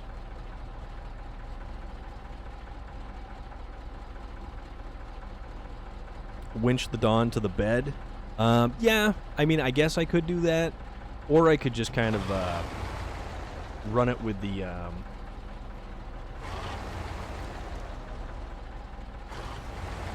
yeah, run it into the building is what I'm saying. Still see a few of them there. When is the last production year on the Lada of that particular model? Do you remember? Because that's a really goofy, unique vehicle. All right, so we have. There we go. So, although, you know what? I don't know how this is going to go, but. So the thing is, the trailer was connected to the Dawn. The Dawn, I should have been able to pack to the trailer. Use the smaller train to keep the scout train. Yeah. Well, we're going for the... what is it? We're going to go for the oversized cargo over at the town storage. And hopefully... we don't need a lot of spare fuel, but the 900 extra liters, as opposed to actually taking a whole other vehicle over there, might work out a little bit better. And if need be, the Dawn 71 will provide a couple of repair points, maybe a spare tire or something, and you know, we'll see how it works. We'll see how this whole thing goes. So. You never know. Actually, let me check on something here. Take a look-see.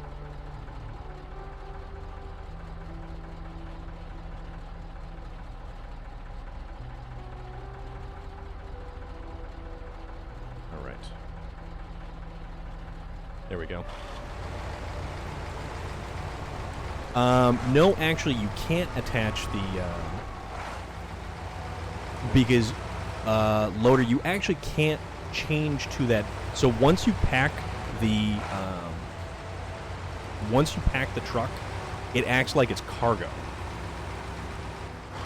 Yeah, the loaf on the roof of the loaf is a unique vehicle because for whatever reason it seems to stay stuck on anything, and it actually carries with it a fair amount of fuel and repair points. But yeah, once the vehicle is packed to the trailer or the truck, it no longer actually becomes something you can actually change to, and therefore would have to be able to actuate the menu to attach the trailer. But I mean, this is gonna work okay, I think. I mean, we'll see.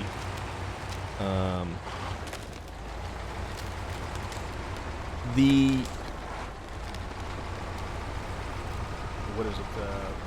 So the loaf, it actually sits fairly nice on a lot of different vehicles.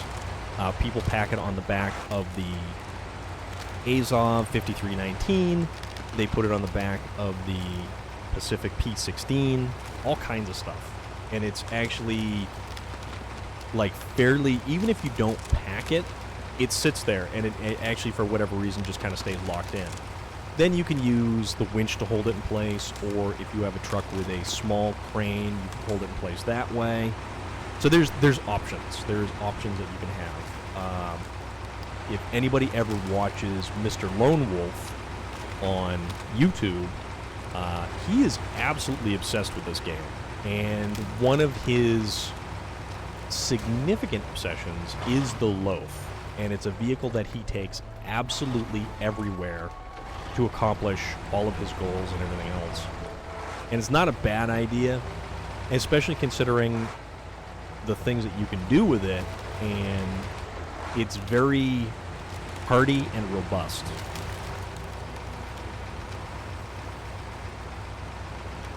Yes, exactly. The off-road dolphin. Glad I am not the only one who knows of that reference, Carnival Head. Thank you very much. That just made my day.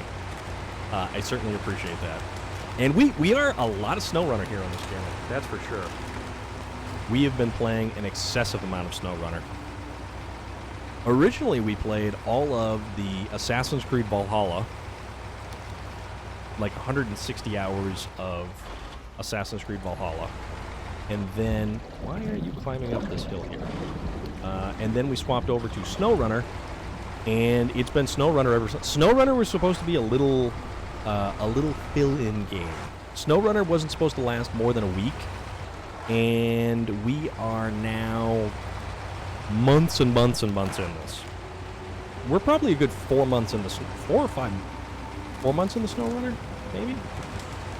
Something like that? I'm not sure. To try another approach? Yeah. You know, it's not a bad idea. And I know there's a lot of people who are saying, you know, try hard mode, give hard mode a go. And it's like, you know what? This game is difficult enough as it is without hard mode that I don't want to add that increased amount of complexity to everything else.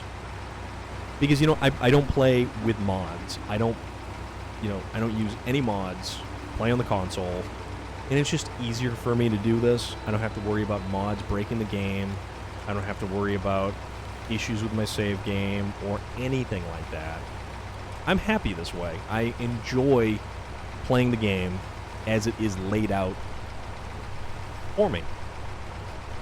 And this is the same game that anybody else can hop into, can pick up, and start right fresh. And you don't have to worry about having a different experience, being easier or more difficult because of mods and things like that. And it's not to say that certain mods can't be enjoyed, because there's a lot of stuff that actually improve on the quality of life of the game. Different trailer functions and features, different truck features and functions, and things that actually modify, tweak, and tune some of the existing vehicles, which, I mean, let's face it, the Dairy Longhorn 4520, who wouldn't want that thing to actually be a useful vehicle to, you know, be able to do stuff with? Also, I realize that if I need to panic winch, I cannot, because I'm hauling a fuel trip. So if I go, I have to release the winch, and then... Oh, we're stuck on a rock, that's why.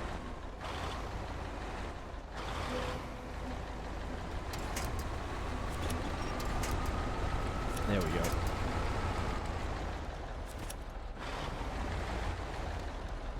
Get it with the idea of, I'll try it out, and if I don't like it, I'll reimburse, because I thought it was nothing I'd like being a Tarkov, etc. gamer. First time I played it for 16 hours straight without noticing until the wife woke up. Okay, that is fantastic, and I am all about that. I use some mods, but just some quality of life things, not the over... Okay, yeah, see, that's the thing, like, there's one thing for quality of life improvements, there's another thing for overpowered trucks that basically trivialize any of the content that's in the game. Found out what was crashing my Call of Duty. It was my gamepad sitting on my desk when something would hit the button on it, and I didn't see the joystick being pressed slightly, and it would error out Call of Duty. Interesting.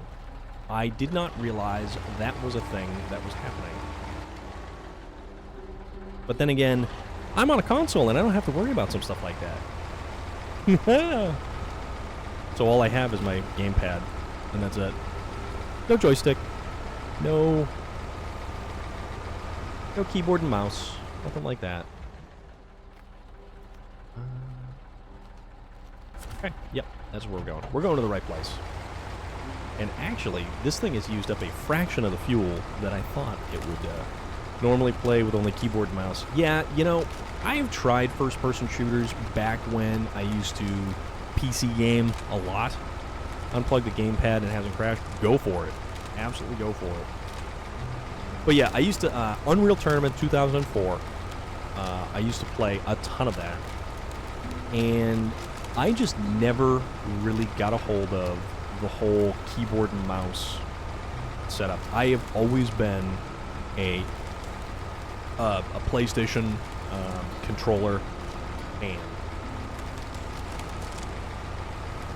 It's just the way I've been. Alright, and this is where we use all of our fuel from slugging along the mud.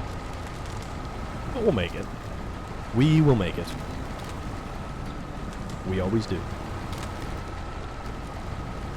Because that's our metaphor for life today. Use the gamepad for this? Yeah, that would make sense. But then again, with this game, you have the ability to choose your winch points with a mouse click. Which, oh my damn Christ, I would cut off my pinky toe for that ability. Like, I really don't need my pinky toe that bad. I would cut off my pinky toe if it meant I could select the winch point on the truck and then the winch point on the trees or anything else. Cruise control would be a quality of... Yes, you are... You know, we were actually discussing that earlier.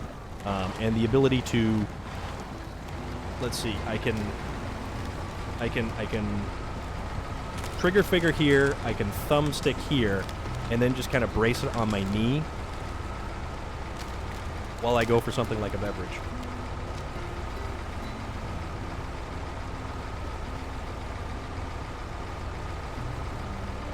And I say that and put my Pepsi down and almost knock over my water that's down there too, so we don't want to do that.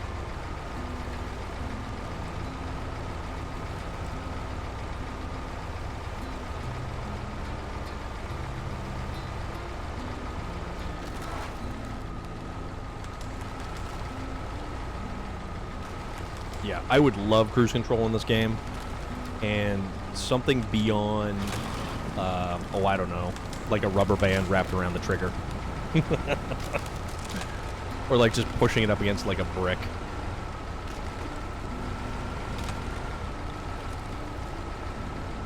Although it's interesting because they introduced the fine-tuned gearbox, which was for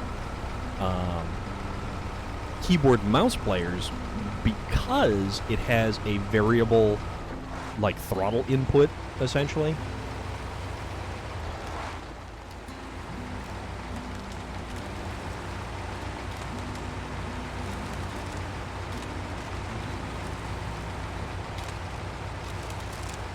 And because the keyboard players only have the on-off switch for a throttle pedal, so it's either full throttle or no throttle. Which I guess when you're working on a game that requires a little bit of finesse sometimes when going through the mud, that's sort of helpful. That's definitely kind of helpful.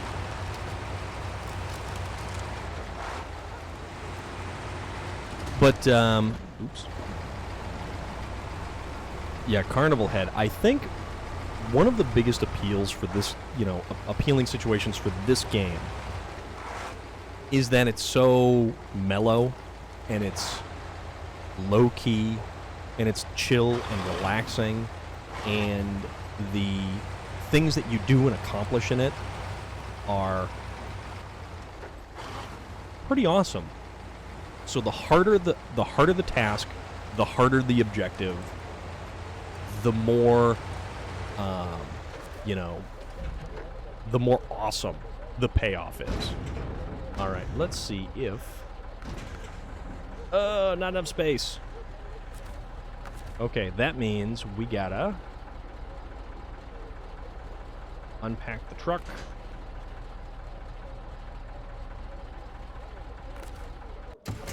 We'll change to the Dawn now that we don't exactly have to...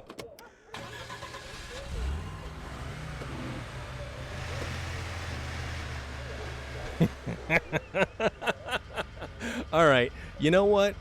We're gonna see if this is gonna work. Okay. Change trucks back to the Azov. All right, so it won't let us pack the cargo, but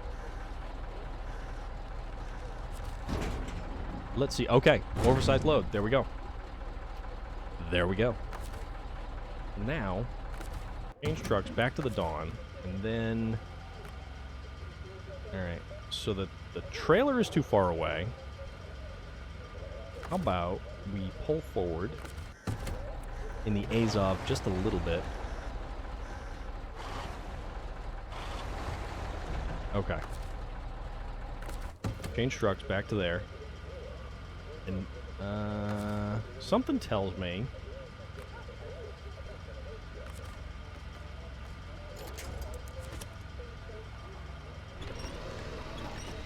Just kind of pull this a little bit closer there.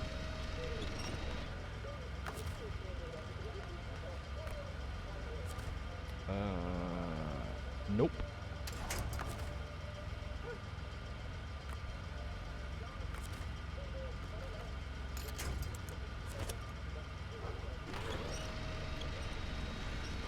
How about this? Maybe? Nope.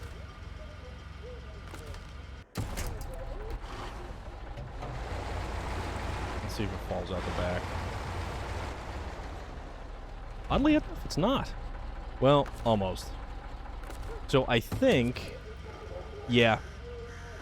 I'm going to have to just kind of...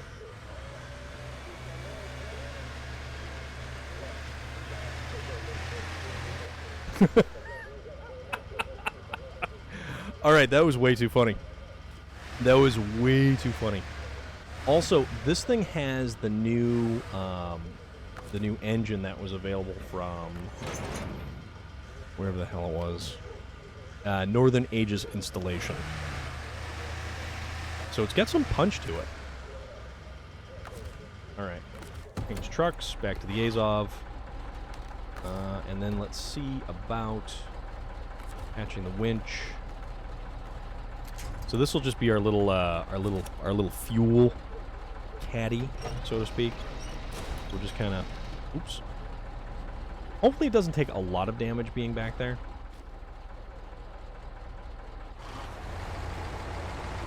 But we'll find out. But we're still at like 2/3 of a tank of fuel, so maybe we'll get back without having to dip into more of the fuel. We'll figure it out. We'll see how it goes. I like a lot of the scout trucks in this, and it's just unfortunate that more of the scout vehicles are not useful for the purposes of actually scouting the map.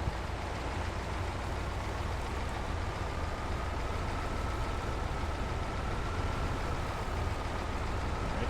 Yep. There are certain exceptions, however. The Tataran TUZ-420 is actually a capable scout vehicle as long as you're not on ice. Also, rocks are its nemesis. The Ford F-750 is an awesome scout truck. It is very self-sufficient with the additional amount of fuel that it can carry.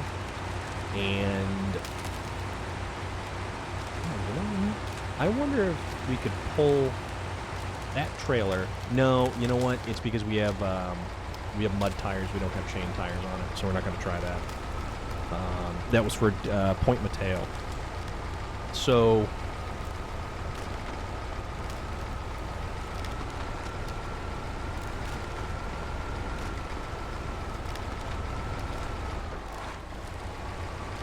I don't know.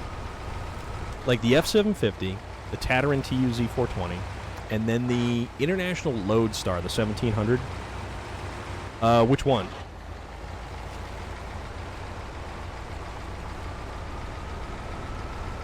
The TUZ 420. I mean, it's a phenomenal. Oh, the F-750. I love the F-750.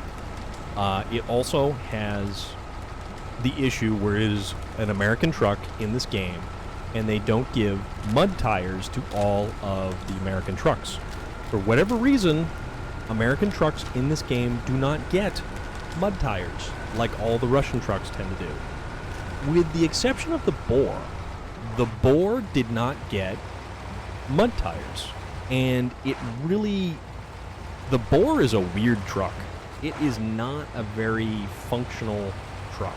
It looks cool. It's gigantic. It's a blast to kind of go puttering around in. But it doesn't have the pulling power. The weight over the axles are positioned very strangely. And, I don't know. But the F-750 is a brute. The F-750 is also set up to pull heavier duty truck trailers. You can put a single slot cargo bed on the back in addition to the loader arm, the hydraulic arm.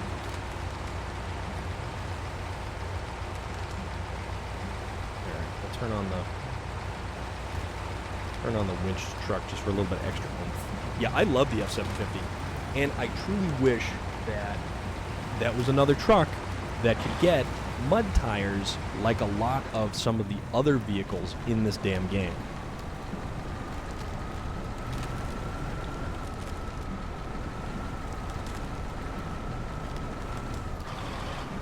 Come on now. Make it a little bit further.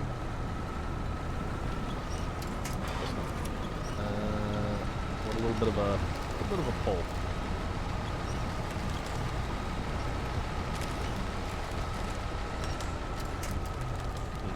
Spider is definitely starting to get antsy and angry over there. About what? I have no idea. Let's pull this little guy closer.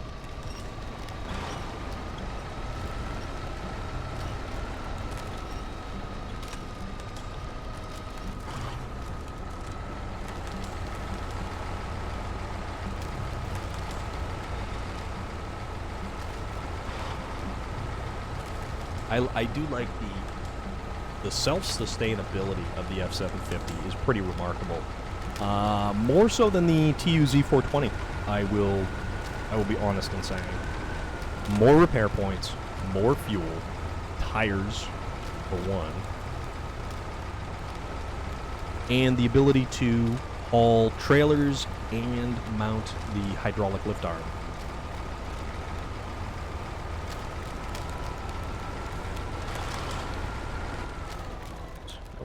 That again.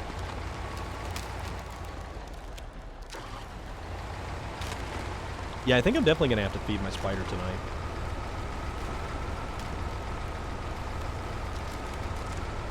He's very active at the moment.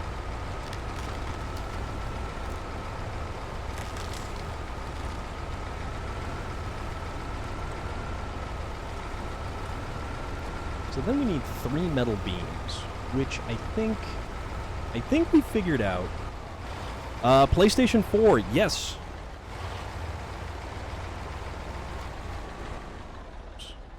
PlayStation 4 Pro. Imagine a heater and AC functions for your character if you get hot or cold. You know, I'm not sure the character... Smiley Gidget! How are you? So, Sean Bergen... I'm not sure the character is human. I think he's some kind of, like, effigy or unnamed deity. So is that just wolf? Is that what that is? Or is that, crap, we're stuck again. Or eye wolf, or triple eye wolf, or in the middle of eyes wolf. Eyes in the middle of the forest wolf. I'm brave Sir Robin. The Azov known as Jeff. Super solid. I'm good. I'm no longer working. I'm hanging out here. It is currently... Well, it was 95 degrees outside today. Also, we're stuck on something. Is this the Azov known as Jeff? Or is this the Azov... I think the other one is known as Jeff.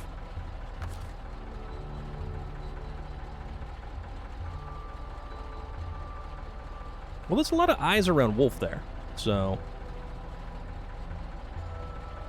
Yeah, exactly. I mean, I don't think that he is of actual reality, because we've caught him several times without a head.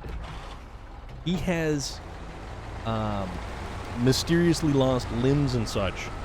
Oh crap, oh crap, oh crap, oh crap, oh crap.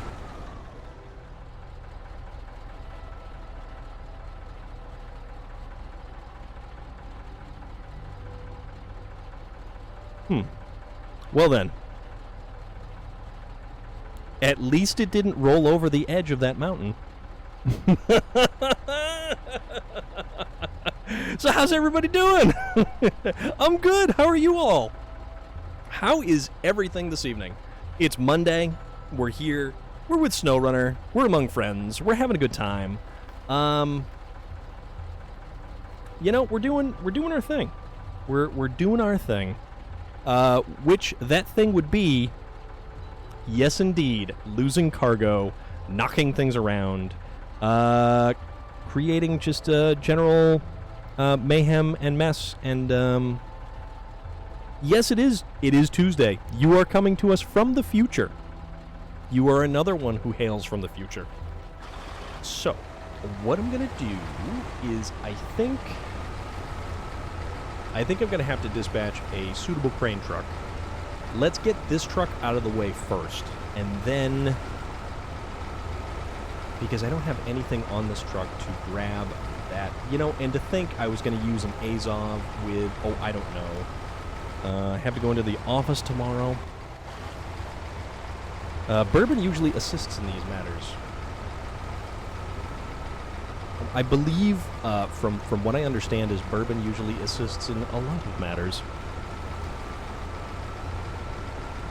Alright, so I'm going to put this thing in a suitable position so that I can drive by without getting hung up, stuck, or... Oh! Well, apparently I just obliterated my, my Don 71 back there.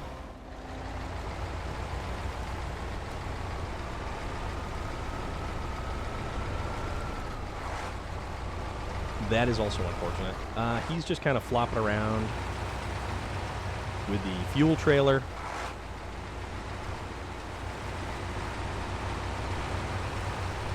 He's not going to right himself, apparently, because he doesn't have the aerodynamics to do so. Yeah, basically. Primarily. Alright, so we've got plenty of room at this particular crossroads right here. So we're gonna release that winch. Let's see if we can't just kind of the winch to the side of here and there, and then just kind of. No, this thing doesn't want to do that. This thing does not want to kind of lop itself over on its side. So, something tells me we should go back to the garage and obtain for us a vehicle suitable for the recovery of that particular... Let's see. What do we think? I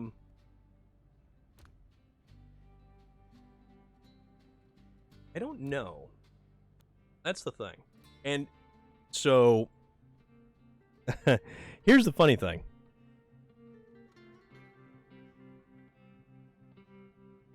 The F-750, I have several Carnival head. I have several F-750s, all in different flavors and configurations.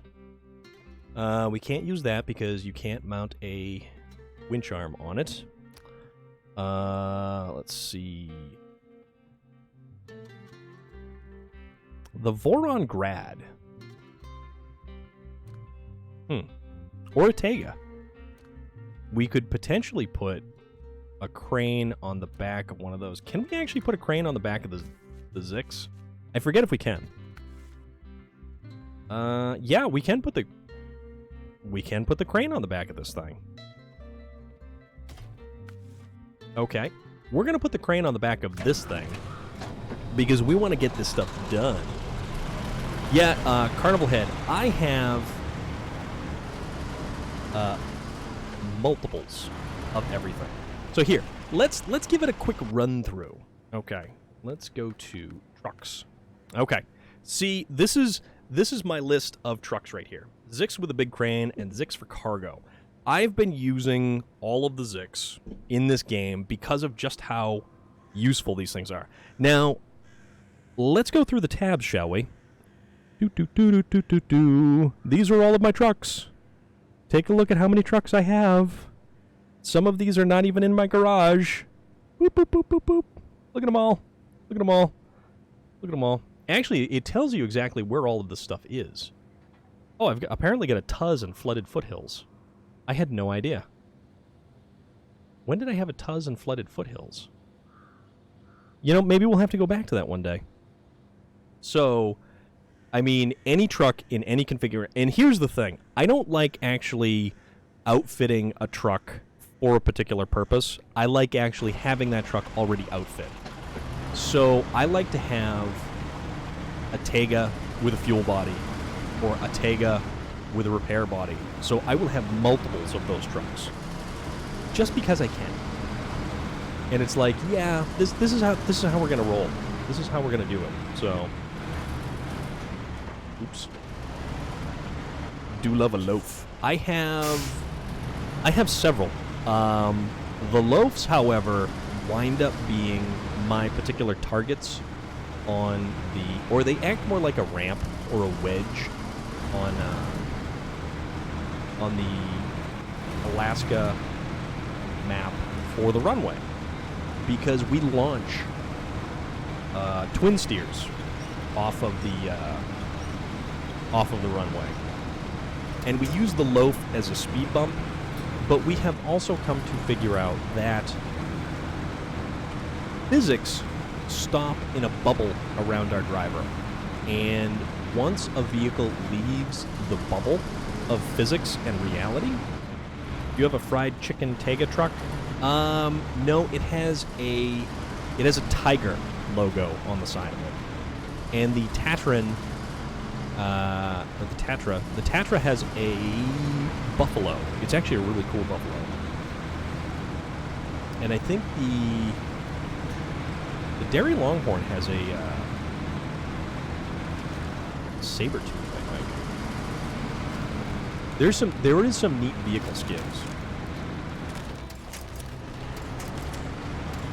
It's wild and woolly winch.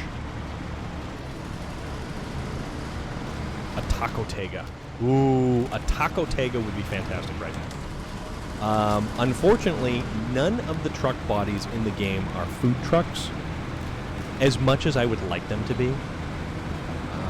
There was also not nearly enough food. There's not nearly enough food trucks around my location.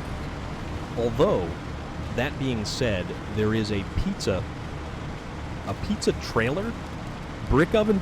It's like a brick oven pizza trailer, and a Indian food truck. So there's an Indian food truck, and he stopped at the Indian market, and I gotta stop in there one of these days. It's Thursdays and Friday nights, and I would love some fantastic tikka masala. Like a nice chicken tikka masala. That would be so good right now. But there are several places to get Mexican food, so I kind of luck out in that regard. The Moe's, the two different Mexican restaurants that are local. And I don't know if you can call Taco Bell Mexican food, but I have a Taco Bell close by too. But I would love a giant burrito from Moe's right about now. That would be fantastic. I haven't been there in a while though, so I mean it's been several weeks, maybe a month, over a month. Actually, there's this pizza place, and they are famous for their steak and cheese subs. One of the menu items that they have is a Chipotle chicken burrito And this thing has, like, everything inside of it. You could choose between, like, chicken or steak. I usually go for chicken, because anytime I have, like, a burrito or something like that, it typically defaults to, like, a shredded chicken option. But that's me. But doesn't mean I don't love a gigantic, colossal steak. And that also means that realistically I should hit the Texas Roadhouse at one of these points in time, because I haven't been to the Texas Roadhouse in a long time, and I am sorely overdue.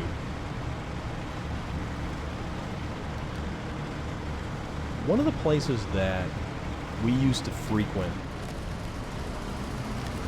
eons ago was the Outback Steakhouse. And for whatever reason, they started to rebrand themselves so that it wasn't really the Outback Steakhouse anymore. It's still the Outback Steakhouse, but all of the menu items, so like you could no longer get kookaburra wings. They were instead like seasoned wings or something like that. Like Tex-Mex, even though it really is different from Mexican, you haven't had Mexican unless you have had it all made from scratch, tortillas too.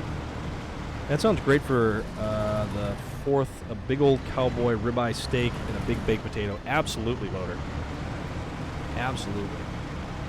Yeah, the Mexican places that I have nearby are like legitimate, authentic Mexican food.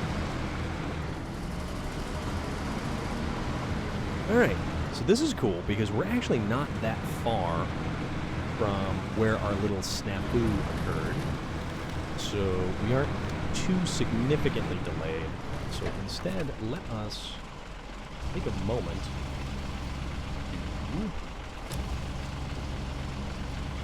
Kinda.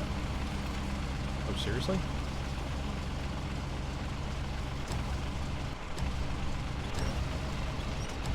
You're not gonna. Oh, it's the damn trailer.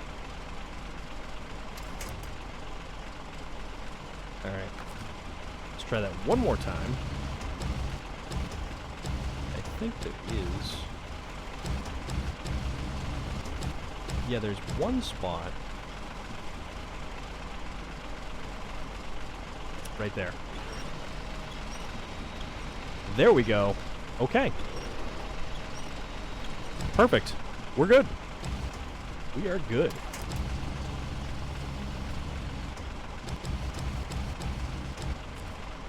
That worked out way better than I thought it would have. Hopefully that little bugger is not completely destroyed, because we're probably going to top off the Azov before we get too much further with it. I don't know if I'm going to stay with the Azov. I think I'm going to have to, because I need the chain tires. Because we're going to be going across a lot of various different terrains and such. I could also run with one of these trucks like right in tow. So that would also create additional fuel and everything else. Okay, conveniently enough, we're right on that ledge right there. Also convenient, the power lines really don't matter.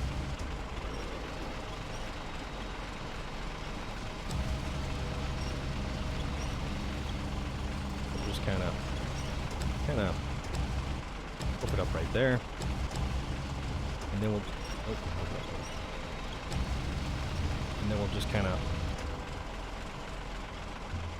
yeah, we'll do that. We'll do that. That looks good. We'll do that. And as long as we don't tip this thing over, which, you know, famous last words,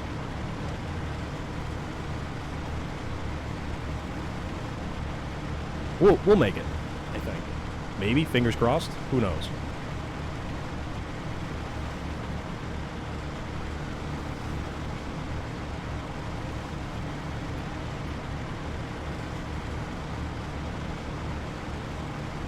Alright. Kinda don't want to just, like, whip this thing around, because I don't want to totally bork myself.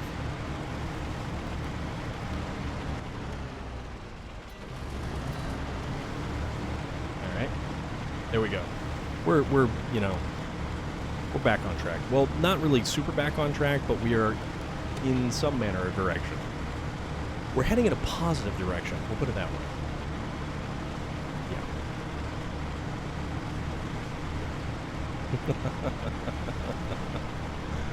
Oh, boy. And I'm not going to immediately recover the Zix because we don't know when we're going to do something as awful as this again. Outriggers out.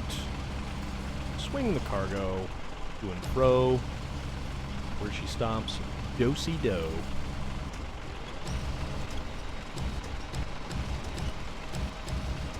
Alright. And we're good. You know, it almost looks like we know what we're doing with this whole, like, crane thing. Pack cargo. Pack cargo. Cargo packed. And change trucks over to the Dawn. So the Dawn... Alright, so that's not too bad. It was basically just a huge hit to the suspension. How is this out of fuel?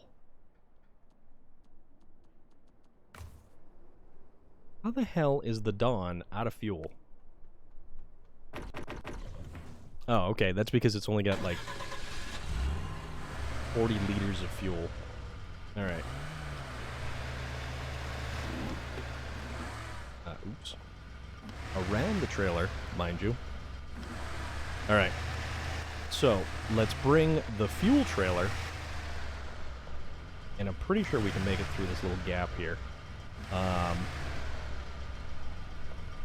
If this thing cooperates. Because, oh boy, this thing's got some punch here.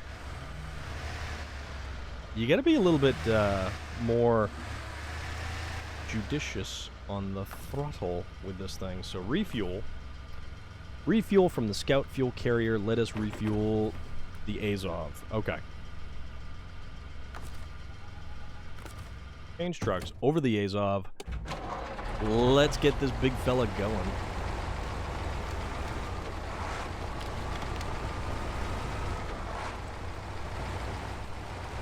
Alright. Back in action.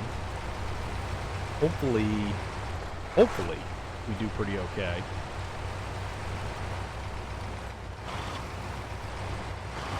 I just don't want to have to dispatch more, more of the maintenance fleet to pick up the pieces, if you will. I actually jumped into multiplayer game yesterday, and I helped out a lot with a multiplayer game. And it was just some guy who was plugging along, and it was on Smithville Dam. He was working on some of the contracts on Smithville Dam, and just making progress. And he already did quite a bit, but he hadn't done a lot of the tasks around the map. So I took it upon myself to recover the White Western Star, to unblock the rock landslide, to then drive to the two additional map chunks in Michigan to get the P-16 and the Twin Steer, actually. And that was a lot of fun. I haven't done that in a long time. I ended up using the Zix for it, and it just made all of that stuff completely trivial. Like, the content the Zix laughs at now is insane. It is utterly insane just how easy that thing has made a lot of the early content. And I would figure that it would also probably make Lake Coved a lot easier as well. But, I mean, that's just my observation. No big thing.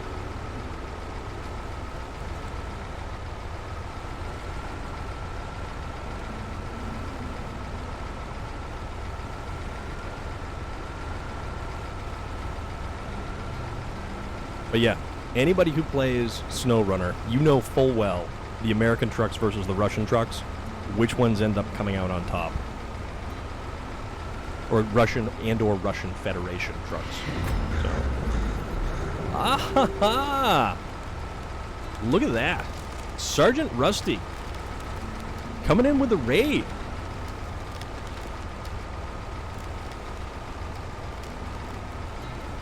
And I hope all is well, Sergeant Rusty. I hope you've had a fantastic day of, I presume, snow running.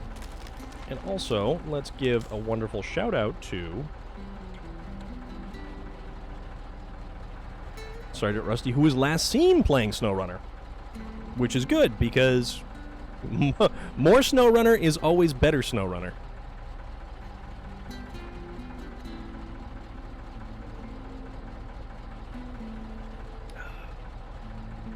Wisconsin kicked your butt today? What was happening with... Okay. Two things. My jeans are sweaty from where my arms have been sitting. And also, my Pepsi is not just like room temperature. It is warm. And Ginger Snaps comes out swinging. So how come Wisconsin kicked your butt today? Inquiring minds would like to know. All the pebbles in Wisconsin. Yes, there is a mighty large amount of pebbles. Could not keep the trucks on their feet. Yes. So, luckily we haven't really rolled anything, but we've been at such extreme angles that this cargo here has decided that it did not want to play nice and stay put. So there is that. District B13, thank you very much for the follow. Oh, yep, and there we go. There is our little shout-out clip there, which, man, that thing's running a little bit on the slow side. Beamer Bob can't handle the big logs. Well, I mean, it does tend to happen. Also, no. And yet again, that is what happens there. So the trailer tips at such an angle so that, yeah. I don't know why that you know what? I don't know either. It is totally random as to how that silly, goofy shout-out thing ends up popping up. And, yeah. I don't know what's up with that. Kind of weird. Also, it occurs to me that I probably should have driven the Dawn behind this truck here. So, let's get the Azov into a position where I can get by, because the trucks never roll over. The Azov is ridiculously sure-footed, but the trailer with the oversized load cargo is not. So, the Zix, which is right over here. All right, let us restore the crane, turn on the headlights, because we want to be safe at night. I jumped the Paystar over a pass today and made it. Okay, that is impressive, because the Paystar is not exactly the fastest and swiftest of vehicles in the fleet. Although I love the Paystar. I love the old school styling of the Paystar. That thing's a quality vehicle. Alright. Go forward. Don't run over the Dawn. That would actually be pretty funny, because we could potentially just crush the Dawn underfoot behind this thing. Also, what about that one that fell in?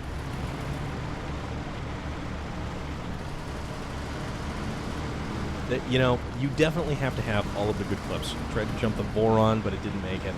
I love the Voron. I love each version of the Voron. I do like the Grad most of all, but that's the only one that has the lockable all-wheel drive and differentials. And the Grad, I would kind of opt for over the Tega, because it just kind of felt less like cheating. Because the Tega just, a combination of both the Tega and, say, the Tuz, the 420, you've got an unstoppable scout machine, unless there's a lot of rocks and unless there is a lot of ice. I tried to scout some of this map with the Tataran, but it just wasn't having any of it. Simply because there is way too much ice around here to get around. But yeah, thank you again for the raid. That was mighty nice of you. And we are having a blast with SnowRunner. We are having an absolute blast with this game. And I know that we've been at the 4th DLC for quite a while, but it's fun. It is so much fun. And more, Russian Federation. Everything about this map, and these maps, plural, have been nothing short of stressful and difficult. But, Beamer Bob, thank you very much for the follow. And let me just check something. So I think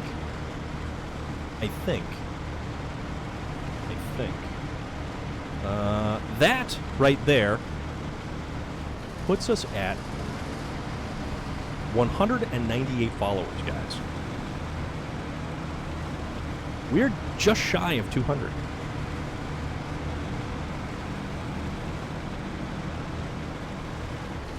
But you know, the greatest thing about SnowRunner is the more difficult the mission is, the more difficult the task is, the more difficult the contract is, the more difficult it simply is just getting from point A to B.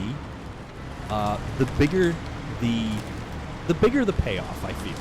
And it doesn't even have to be a financial payoff in this game. SnowRunner is always fun. SnowRunner is so much fun. Ginger Snaps, thank you very much for popping in and saying hi. And as always, hang out as much or as little as you like, because it is always a pleasure. Always a pleasure. Because we can do things like this. Skip-it-up-doo! Last seen playing Call of Duty Cold War.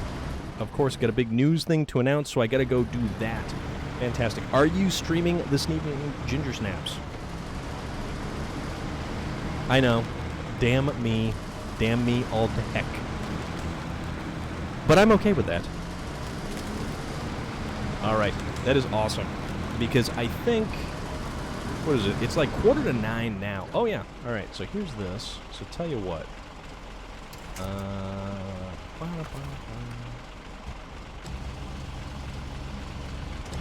This up. Put this over here.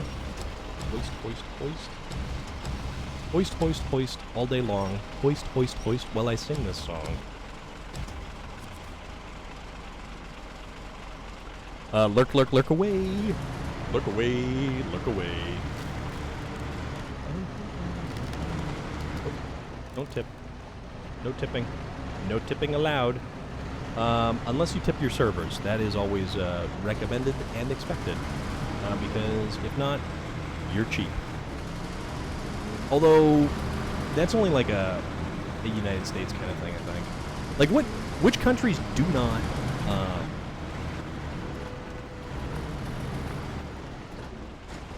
the rep of being a bard? I don't know about that. I mean, a goofy clown who plays video games and talks to y'all, that's a thing.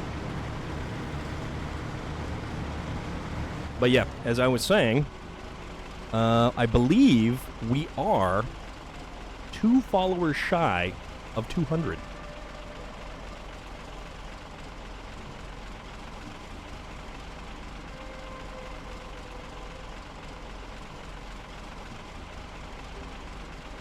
Over here, tips are optional. Okay. Where is over here, Carnival Head? I don't think you had mentioned that. Because the wage system in the United States is kind of screwed up. It is a very big, messed up situation. Belgium. Aha. Okay. You may have mentioned that. I don't know. I may not have caught that completely. And I apologize for that because I tried to pay attention to basically everything. Okay. So.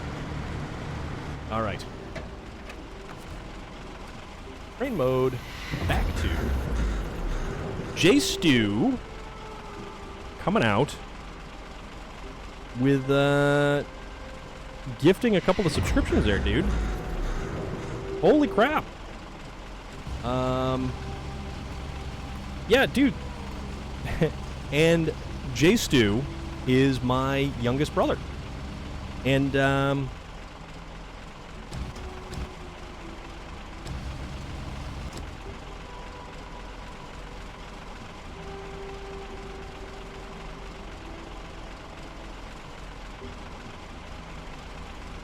so that's mighty fine of you, good sir. But yeah, that updates like after the fact, loader.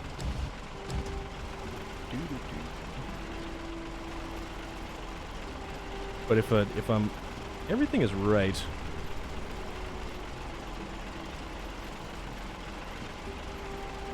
There we go.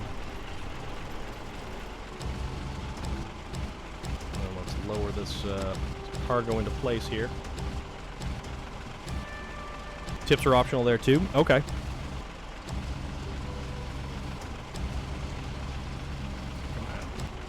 There we go. Yeah, it's interesting to see how it is different between the different countries. Like the United States, it is you're expected to live off of tips. So the idea that if your service is exemplary, that you will be tipped accordingly is weird, because sometimes people are just jerks and they simply won't tip you because they're not very nice people. Alright, so you know, I'm almost considering running behind with that Zix. But we'll see how we can go. We'll see how we can do this. I mean, we'll be kind of okay.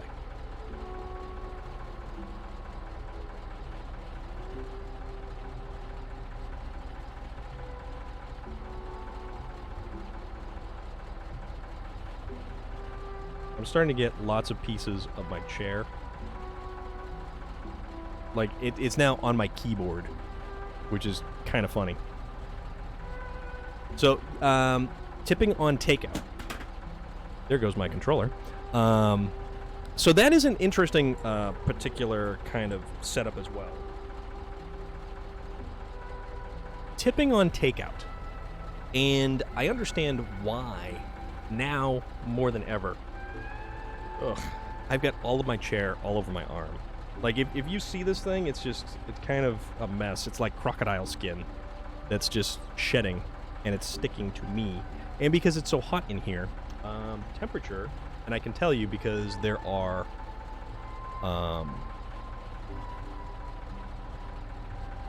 thermometers that are actually in my spider tanks. So hold on.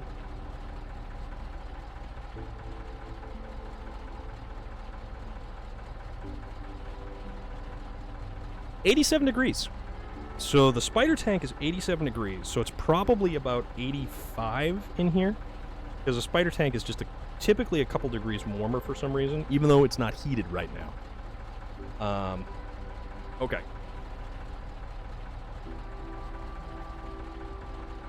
God, it's all over me. This is...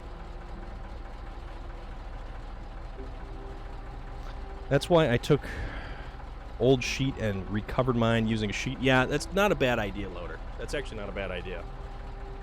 Because it's got this, like, fake vinyl stuff that on the arms and on the back and everything else, it just has... It has, yeah, so much stuff. But yeah, tipping on takeout has become kind of a thing now, simply because that is how a lot of eating establishments who could no longer have dining in made any kind of money whatsoever. So if you're picking up food from a place and they can no longer have eating in, it makes sense to tip. Like, if you were going to go to that particular restaurant and sit down and have a meal, I mean, yeah, you don't have to, but maybe in a slightly better world that we're in, maybe a slightly kinder, gentler world, slightly friendlier world, it makes sense. But yeah, I should find probably a piece of material to cover. Oh, this bridge is awesome. I love this bridge. And like I was saying before, that bridge, those fresh logs laid down over that bridge is like driving down fresh pavement. And if you are a car guy and you drive down a nicely, freshly paved road that's like one week outside of being paved, because you don't want the stuff kicking up on your car, any of the tar material or anything like that. But if you drive down a freshly paved road, worked in a bar when I was young. I gotta say, I made a lot of extra on tips, even if they aren't expected here. What is the dining culture like there, Carnival Head? Do you have a lot of people who go out to eat, a lot of cafes, a lot of bars? I am not familiar with anything about where you're from because I've never even been on an airplane before. So my scope of the world is slightly limited, just by a little bit. Which is always why I like learning more and I like hearing more from everybody else. I want to be able to make these it's Belgium, so a lot of bars and beer. Okay. Okay. No, that makes sense. Actually, isn't Belgian chocolate a thing? I seem to think, maybe? And off we go. Turning on the headlights. So now we have to deliver to the power plant the oversized cargo. Now the power plant is going to be simply right there.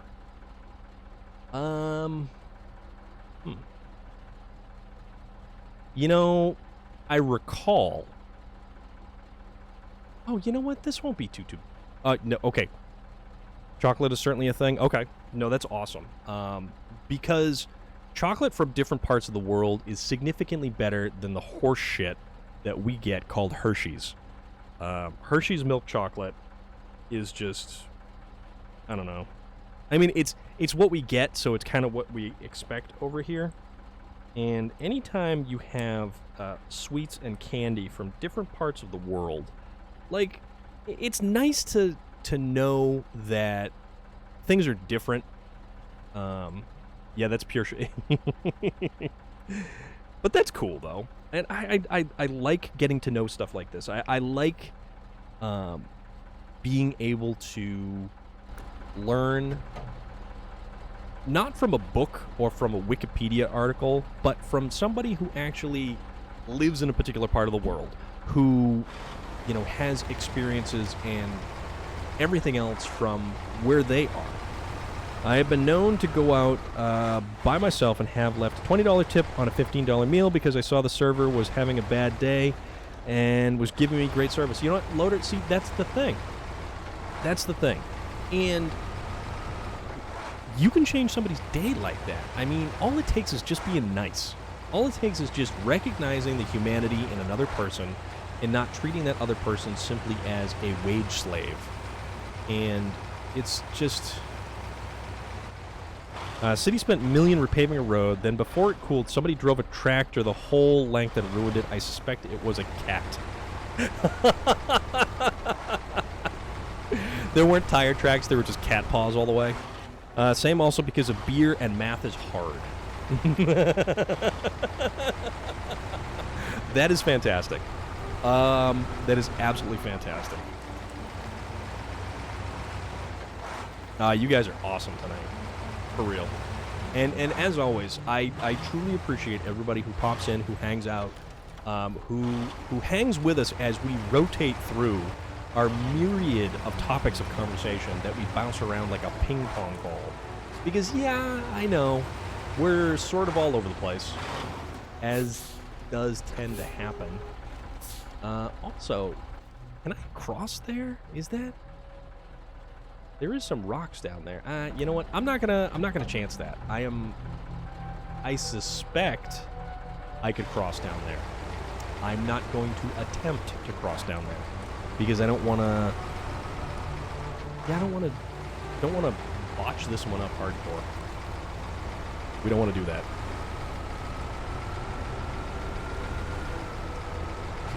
So then, if we can make it.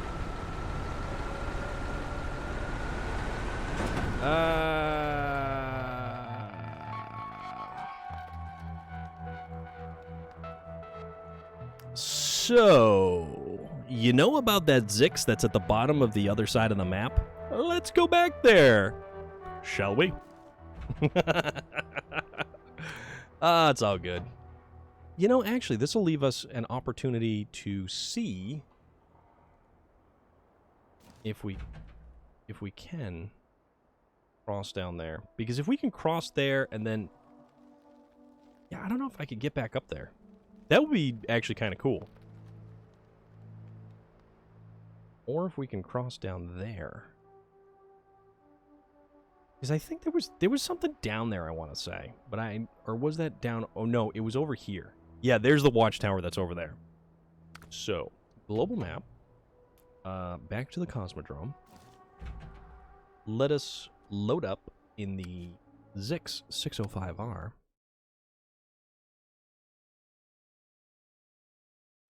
And actually, because we are so close to the the garage, what we can do,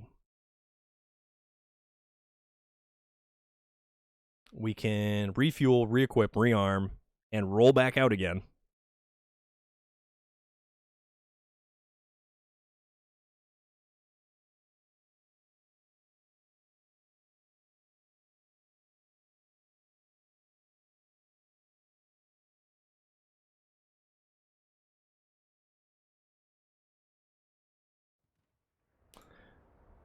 In answering to your dining out question, we've got more of a cook-your-own meal and eat-at-home culture, and restaurants, etc., are more of a special occasion, although that's a changing thing.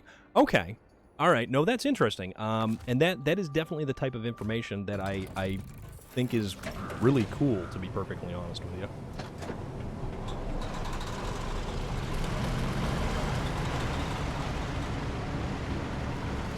I mean, for us... we are a culture of dining out. There's a place somewhere on the ice you can cross with a truck that can go through water and ice. Yeah. See, I kind of figured, but it's actually not that much of an extra little bit to kind of loop around. So, I'm gonna, I don't know, I'm gonna kind of see how we can play it here.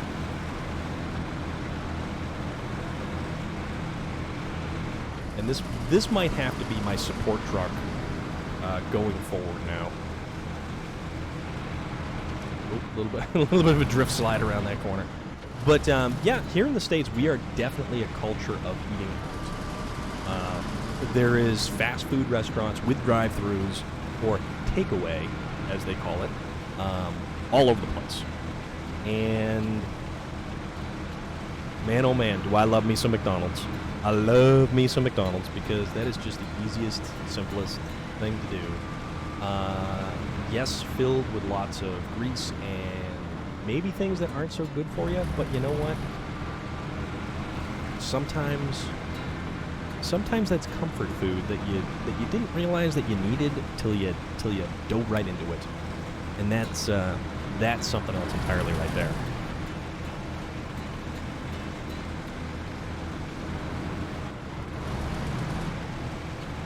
I love McDonald's. I love McDonald's chicken nuggets. I like their burgers. I like their chicken. But they did kind of pare down the menu, unfortunately.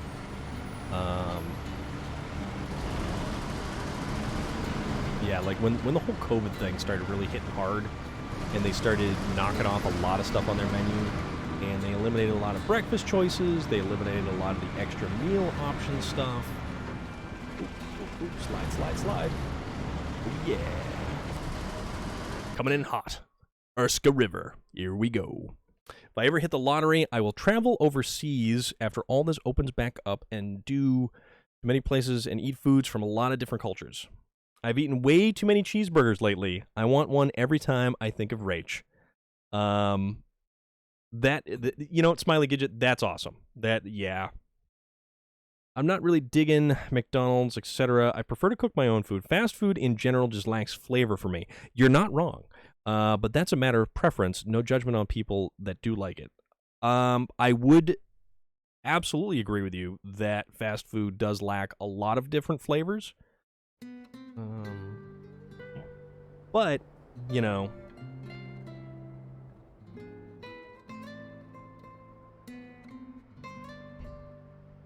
Also, we have hit the 3-hour mark. We may go just a little bit more. Let's see if we can get the oversized cargo to the power plant. And if we can't do that, it's easy, fast, and not too expensive, though. Well, see, here's the funny thing about fast food. The prices on fast food meals have come up substantially. Now, I can order a burrito meal from the Mexican restaurant for probably, say, $15.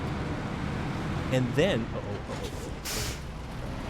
then I could order McDonald's and get a meal along with maybe, say, 1 or 2 additional things. Like, yeah, Smiley Gidget, you are not wrong.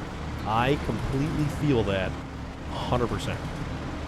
But I can hit McDonald's, and I can easily spend $15 or more on food without even blinking or thinking about it. And that's the interesting thing, because you can get a better meal, but you have to call it in, you have to wait for it, you know, any other stipulations, you know, it's the whole experience, really. It's just so different. And long gone are the days of like the $4.99 or the $5.99 value meal. Like, that's no longer a thing.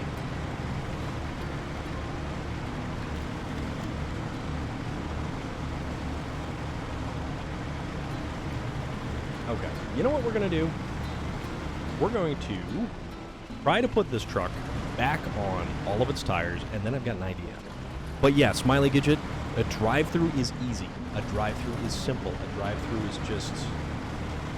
it makes it cake. Not cake literally, but, like, figuratively, it makes it cake.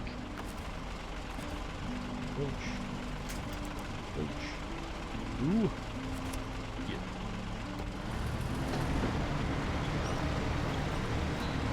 And... ooh, okay. Now, that truck is back up on all fours.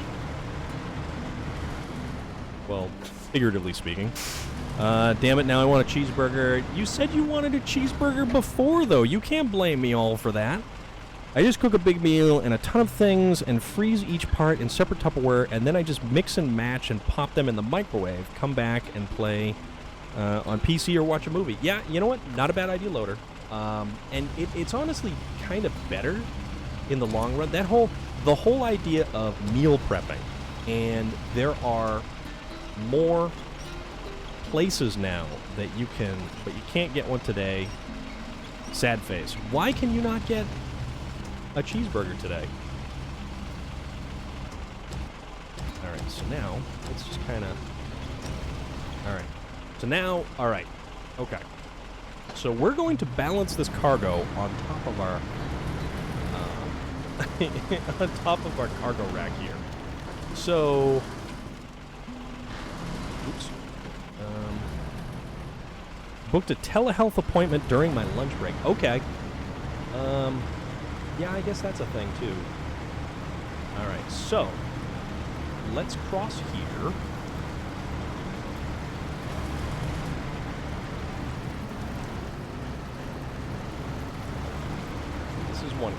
transportation. And the big thing is going to be not letting this cargo fall into the water and be carried away. So that would be a significantly poor thing to have happen. Also, now we're on rocks, and we don't want that.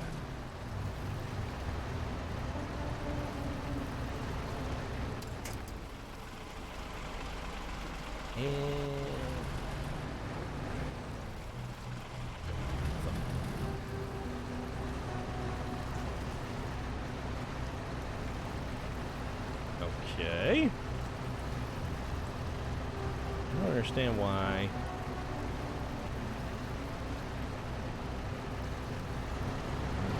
Nope, nope, nope. There we go. There we go. A little, little bouncing, little.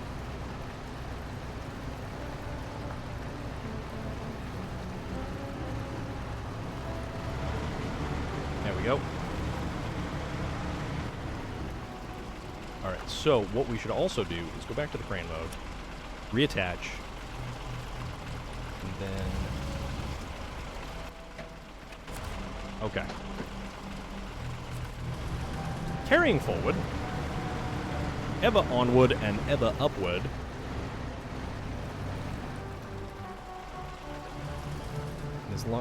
These rocks right on. Now it doesn't help that our camera angle is somewhat skewed by the giant cargo. And now it's going to drive us into the briny deep. To the briny deep, my boy. But as I had mentioned earlier, there is an episode of Garfield that was from a Halloween special where Garfield and Odie traveled across on a rowboat to an island where there was an old guy who was apparently a cabin boy once upon a time back in the day. And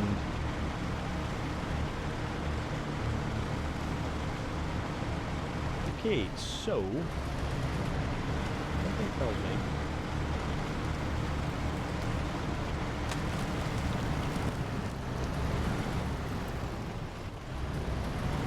maybe the end of our carrying adventure over here. Unless we can get further up here. Ooh. Hello. Okay. Although, I mean, I know we're making this excessively more difficult on ourselves than needs be.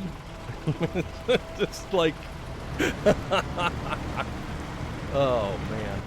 That's all right. We're gonna make this work. We are going to own this regardless of our circumstances here.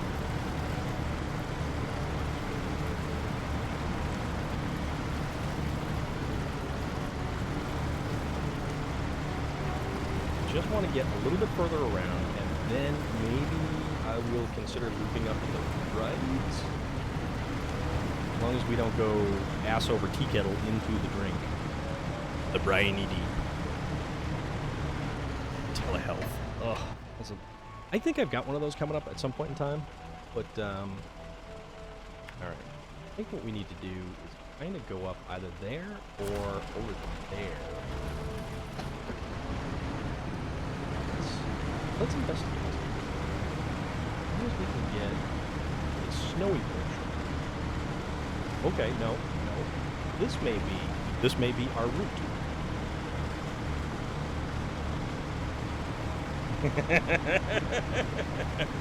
Everything about this is working fantastic. Amethyst Gemini! How is everything going with you? I trust that you're well, and I trust that you had a fantastic birthday. And I hope things are going good. I hope things are phenomenal. Because, you know what? It's Monday. It's like 95 degrees outside. Or actually, I don't know. Let me double check that. What is the current? What is the... 84 degrees outside. Okay. It is 84 degrees outside. you come back to this. Yes, you do, Sean Bergen. We are making things happen. Not too bad, keeping cool in central air conditioning. And that is the best way.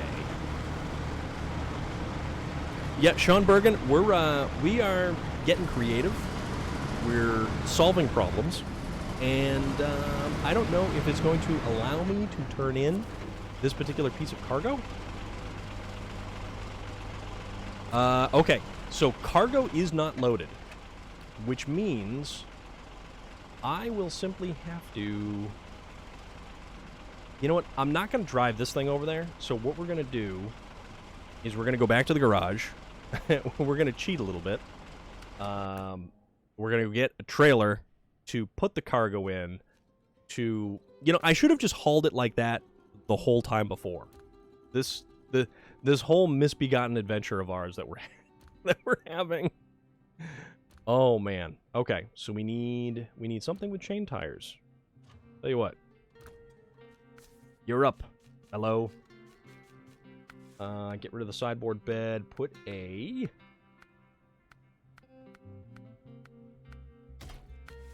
low saddle, and send the GMC Brigadier out for some cargo hauling action.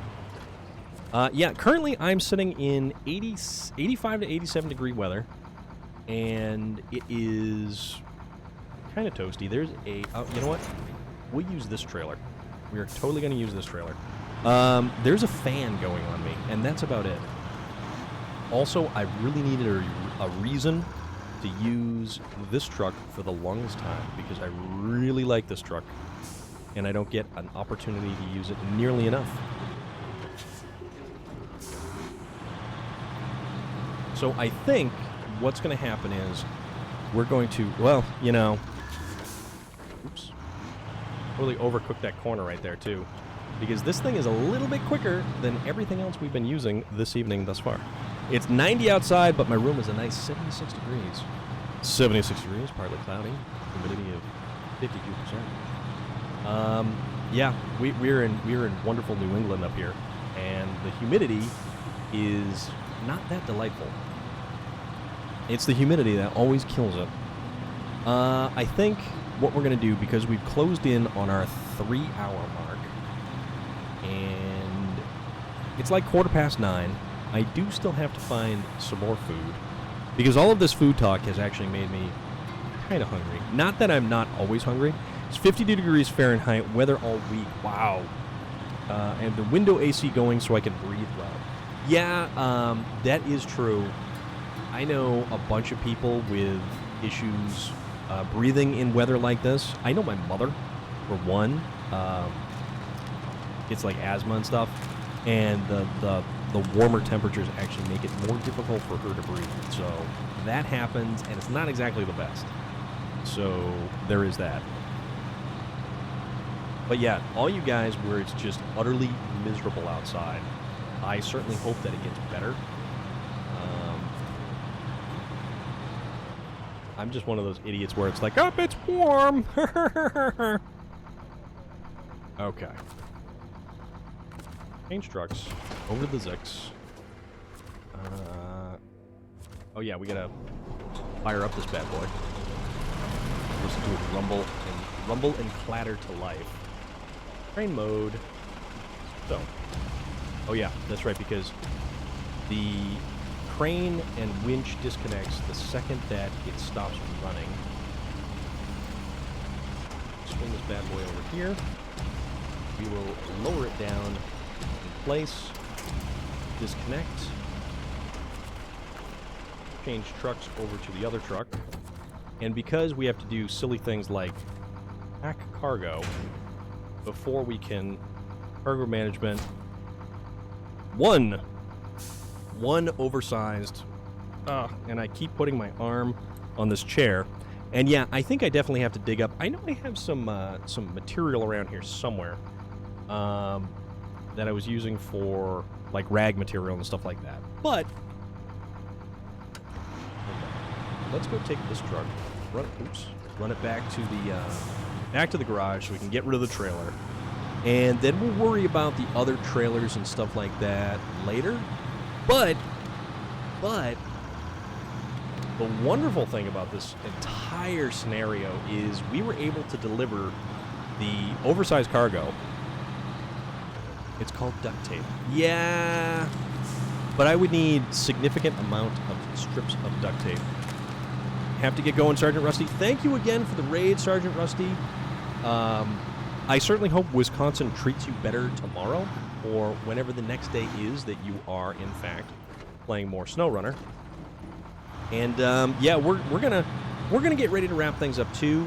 So let's figure out somebody to raid. I know Ginger Snaps went live, and she's continuing her final push for the last couple of days of her charity. And let's see if there's anybody else who happens to be... Ah, missed it. Duct tape and sweat doesn't go... yeah, it would be... Okay, I should stop texting and driving.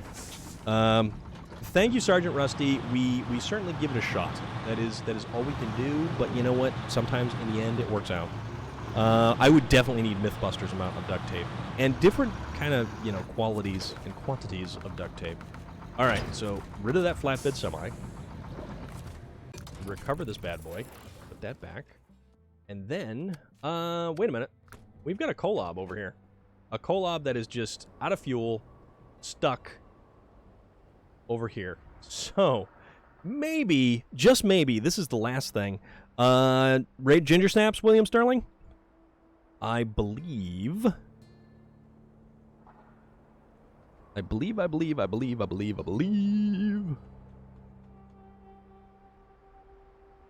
Let us go to the Twitch pages.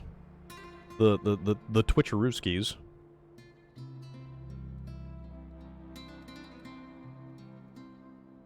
Alright. I believe there is talk of Skyrim. Okay. Skyrim.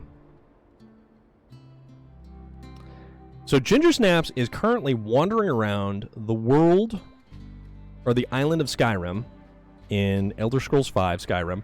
So, Puma, totally okay. Demo continues. Yeah, Norman, if you want to lurk ahead. Follow us all over for the raid. Just hang out for it. Let's head on over there, because every little bit always helps.